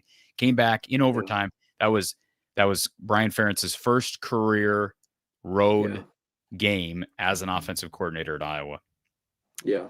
We're going to get to some of the other honorable mentions in our live chat. So let's go to my number 3, and that is an easy one. Top 3 is so easy. This is such an easy exercise. My pick number 3 of our Big Grove, big plays of recent Iowa football history, 2009, Stanza to McNutt. Yeah. Very easy for me to label that one. It's just iconic. Again, I remember where I was. 2009, you got to realize I was, 13 years old. I was watching the game in my grandparents' home, and my grandfather still watches all the games. He probably had no idea why I was that excited. People that are not as locked in as you and I are, Kyle, they're like, whoa, why are you making the whole house? Right. So I think I got a reaction out of him because of my reaction, but man, that was a game. It didn't look like Iowa was going to win. Iowa's never been under Kirk Ferentz, a team that had this high-powered offense that was prepared to come back from a deficit, but they did it in that game. So, I'd take that one. And then just the look on the faces of Michigan State fans as that one went final. Been some awesome memories of Iowa Michigan State games. And that's not even counting the punt return from Cooper DeJean here a few years ago against Michigan State that won them that game. Yeah. Well, I had another one. We'll bring up honorable mentions because these were almost plays that I was going to bring up, plays that ended up getting called back that that did not go through. Obviously, one is the Cooper DeJean punt return against Minnesota. I mean, man, after what Cooper DeJean did against Michigan State, to then do that again against Minnesota, what a cool moment that would have been to get them to 11-1 on the season. And then it gets called back by the phantom fair catch call. The other one is from that season as well. The Minnesota game, Jack Campbell gets an interception off the back of a Minnesota wide receiver, and then steps out of bounds by half an inch. Otherwise, he would have taken that back for a touchdown. Iowa still ended up winning the game, but would have been such a cool play for him to get to take that back. And then actually, now that I think about it, they had that happen 3 times in that little run of 2 seasons, because was it Riley Moss or somebody had somebody had a pick 6 in the Illinois game, or a scoop 6 in the Illinois 9-6 game that got called back. I believe that was Jack Campbell, but there was also a Cooper DeJean pick 6 in there too. I think that might have been Rutgers. Yeah, he had one that wasn't called back, but the one at Illinois, they had a touchdown called back, and it was the Illinois quarterback's knee was on the ground or something, or the running back or somebody, that they fumbled and took the ball back 80 yards or something for a touchdown, and then they ended up losing 9-6. But anyways, honorable mentions. I'm going to call on another play from that same 2009 season. Okay, I'm going to go to the Indiana game, 2009. And it's Trick or Treat Iowa City, because Tyler Sash gets an interception that's thrown off of 4 players, plays pinball in the backfield, and then he gets the ball, goes all the way back for a touchdown, cuts the lead to 24-21, and then they end up flying the rest of the way through that game. They won 42-24 to get off to a 9-0 start. Yeah, it's another comeback victory, and you know, if they don't get that interception, they probably don't win, because Indiana was on the verge of scoring again. It was such a strange game. On so many levels. 5 interceptions in the first half for Ricky Stanzi. Fans are booing at halftime, wanting Iowa to make a change. And then, all these, you had the trick or treat is whatever his name was, the announcer who said that, right? That kind of became iconic. But the pinball interception, that was just a crazy play. But then to have all these big shots to McNutt. Mm-hmm. And to DJK, it was so unlike Iowa. Those were very weird, 2009 though, that was such a weird year, because they had receivers, like they had dudes. I have a hot take, and it's not provable now, but if I had to tell you the most influential play in Iowa history, I'm going to say it's the play at the Northwestern game. Stanzi gets sacked in the north end zone and hurts his ankle. If my hot take, and I will go to the grave saying this, if Ricky Stanzi doesn't get hurt in the north end zone, Iowa goes 12-0 and goes to the BCS championship game, because they lose to Northwestern by 1 score, right? They lost 17-10 after he went out. The offense was in shambles. Then they go to Ohio State. And they lose in overtime with the backup. Now, I think they have Ricky Stanzi. They go to the BCS game 12-0. I will say this. Now, I'm not saying I disagree with you, but I think 11-1 is more likely, just because James Vandenberg played the game of his life at Ohio State. I don't even know that I don't know that Stanzi could have gone in there and played that well. So now they would not have lost to Northwestern. They still would have beaten Minnesota as they did with Vandenberg. I don't know that I'm ready to say they would have beaten Ohio State with Stanzi, but boy, Vandenberg played his tail off. And it was just so unfortunate, because you're up 10-0 at that point. You don't run that stupid bootleg play out of the end zone. You're going to win that game, and just punt out of the end zone at 10-0. They were fine, and it unraveled. Yeah, absolutely. I think that's, and again, not a highlight play, but I think that is as influential of a play as there has been in Iowa history. So, folks, we highlight our player of the day, player of the game throughout the seasons ahead of us. But for this year, it's the first, hopefully, of many years of recapping the Big Grove, big play of the game. So we've just went through our recent memories of Iowa football history, but be prepared to talk about the big play or the big plays of each Hawkeye win or loss throughout the upcoming season. And there are some in honorable mention here that we should probably get to. Yes. Adrian Claiborne, 2009 versus Penn State. I'm throwing that in. I mean, Tate to Holloway is pretty iconic. The problem for like Kyle is, how old were you, Tate to Holloway? 2005? I was 5, yeah. 2009 was the first, and I watched before 2009. 2009 was my first conscious Iowa football season. That is if you want to go back to the first time that I knew I was going to be a Hawkeye fan for life, it was 2009. Yeah, I think for me it was probably 6 or 7, because I didn't grow up in a football household. But 2008 was it got to a point where, I'm watching every game, etc. So Yeah. that's a good one. It was brought up the play that Cooper ran. If that didn't get called back, it's one of the greatest individual plays I've ever seen. Pete Larson, Yeah. this is a cool one, bringing up 2020, the COVID year, the Davion Nixon swim move, Yeah. the Cool. touchdown, the interception for a touchdown from the big guy, Davion Nixon. Another one, this comes from one of my, I would put this in my top 5, not like most important games, maybe even my favorite game of all time to watch. My favorite game that I ever sat down to watch and just enjoyed from start to finish was 2010. It was Iowa hosting, I think it was number 18 Iowa, off of the back of a botched field goal or extra point to beat Wisconsin the week before. And they hosted Kirk Cousins, Le'Veon Bell, and Michigan State. And they just waxed them, ran them out of the building. And the play of that game was a Tyler Sash interception, lateral to Micah Hyde around the left sideline and gets to the pylon in front of an offensive lineman. And man, I just remember going, what a day. Like something like that happens. It's just like, it's our day. And it was like 31-0 at half. And again, unfortunate because that season did not finish the way no, it didn't. Yeah, but that was so disappointing. But it was great day. David brings up, the Stanzi to McNutt play in the homecoming. Is that 93 yards or something? Yeah, against Indiana. Yeah. Pete Larson, Sean Green, lighting up the entire Wisconsin defense. That would have been in 2008. And let's see here. There's a couple more. I mean, David's going back into the Chuck Long era, so obviously before my time. How did we miss this one? Man, I remember 2009, the block punt by. That's the one I said, Claiborne 2009 at Happy Valley. Yeah, that one. Incredible. Yeah. I remember that one too. I remember who I was watching with it. There were so many. I mean, there were so many plays in that season, like the Moeaki touchdown against Michigan that year to seal that game. That was really cool. I mean, it's like every other game they had this. And Northern Iowa, they started the season with 2 blocked field goals in a row. Like they blocked it. Northern Iowa recovered it, had a second chance, and they blocked that one. Like that was, I mean, we never would have had that too. You talk about like, we're talking about this Iowa State game early in the season for momentum. Like if they lose that Northern Iowa game, do they go on that magical 9-0 run? Probably not. No, they don't. Yeah. Chevy says, KJ, which is Caleb Johnson against Nebraska last year. Yeah.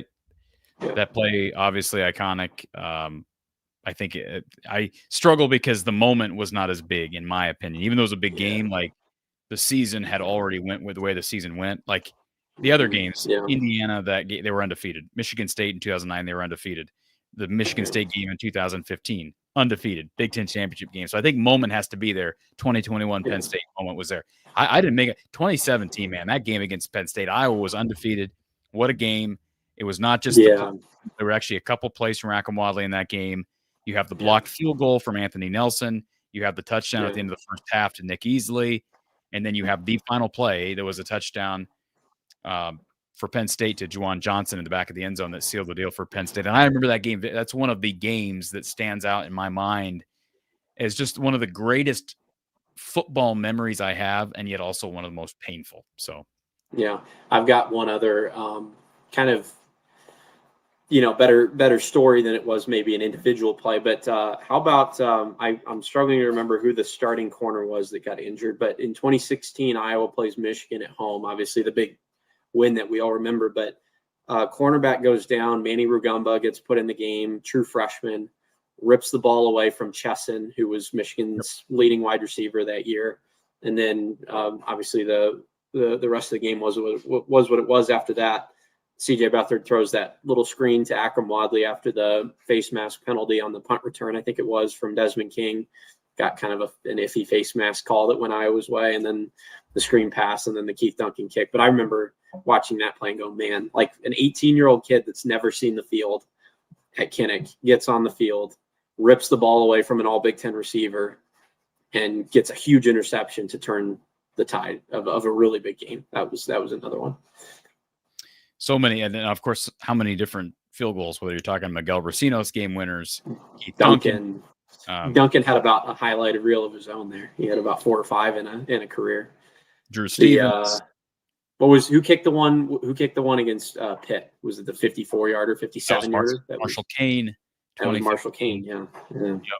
So just go down the list. There's been at least one and almost a Marshall Meter. Marshall. I mean, how about if you're going to reference plays from last year's Nebraska game? How about Max Sloan getting a strip sack out of nowhere with 20 seconds to go in the game? Van Valkenburg had one a few years ago to seal a Nebraska game. That was a big one. I'll tell you, 2009. There's so many. Whether you talk about the block field goals against UNI, or you're talking about the block field goal or block punt against Penn State return for a touchdown, or the pass to Marvin McNutt, or the several plays, the pinball interception and the big touchdowns against Indiana. I mean, you just go down the list. How about against Ohio State, the DJK kickoff return for a touchdown? Kickoff return, yeah. I mean, there's so many that year. I think it's the best team I've ever seen. Yes, I agree. I will take the 2009 edition of Iowa over 2015 any night over in a game. And I think too that, I mean, the great thing about that type of a season too is it's like that was the definition to me of like what kind of Cinderella run Iowa could go on if they had a good team, right? Like everything breaks your way for a year. And, you know, at certain points in the 2020s, I think, like in the early 2020s, I think the playoff has alleviated that a little bit. And so is NIL, by the way, because instead of, you know, Georgia's third stringers being able to beat Iowa's first stringers, now Georgia's third stringers are on Iowa, right? So I think that's even the playing field a little bit. But like there was a period there of 20, I don't know what it was, maybe 2017 or 18 through 2023 or 22, where like Clemson, Alabama, and Georgia won all the national championships. And it was like, man, the cool thing about 2009 in the BCS era was like you could have like an Iowa go on a run and challenge to get to that BCS game. Like that was like the picture of a Cinderella run for a team like Iowa. So much to reflect on, and a season ahead where there may be many more memories made, big plays, big moments, hopefully big wins. Kyle, it's been a fun last 2.5 hours. We'll probably cut some of this out and kind of do like a best of video on the channel, best of the hot takes heading into 2025. But get that wrist feeling better. They need you out at Finkbine, and I'm sure Margot needs you to pull your weight. She does. Well, it's sad because we were the defending state champions of the Iowa Golf Association. We will not be able to defend this year. So somebody else will get the opportunity to win. I'll have to let my wife know that the spot is open. I'll have to let my wife know. You guys go win it while it's available. We'll be back for the next 10 years. Well, after that. We would have beaten you anyways, so it's good that you took the easy way out. I'll save my comments for later. Anything else, Kyle, before we wind this show down? No, it's been it's good. I am, you know, as much uncertainty as there is, I'm extremely excited to be back. You know, I don't cover the sport 24/7, 365 like you do, or you know, people like Clad or all these people in the media. So I think it is healthy and nice for fans to have a break in the summertime and springtime, and kind of, you know, it's what makes it so special is the fact that we get 12 Saturdays in the fall to appreciate Iowa football. And, you know, when it's not around for 7 or 8 months, then you start to get excited about it coming back. So I'm really excited. We'll be here quite a bit, and looking forward to a great year. Folks, be sure you hit the like button. It does mean a lot. And even if you saw this show and watched the show in its entirety, go back, watch it again, tell your friends, stream it on Spotify, Apple, Amazon. You can also watch our segments that we'll cut out and so much more. I'm going to give some fall camp updates tomorrow. You can tune in for that. And again, support our great sponsors. We're so excited to be working with Iowa Floor Covering, Under the Kitchen, Maya the Malamute, Jeff Knight, his great foundation there, serving the kids at the Children's Hospital. Now Big Grove Brewery is also part of our coverage. And we've got some other things coming. We also have a pretty cool venture that we'll be announcing here in about a week, I think, Kyle, about some ways for fans in this space to interact with one another and interact with us throughout the week and on game day. So much coming, folks. Just keep it locked right here. Be sure you're subscribed, hit the like button, tell all your friends. And of course, Iowa postgame with Coach John Patterson back for year number 5. I will be releasing my official preseason predictions and the predictions of none other than Coach John Patterson here in the next week.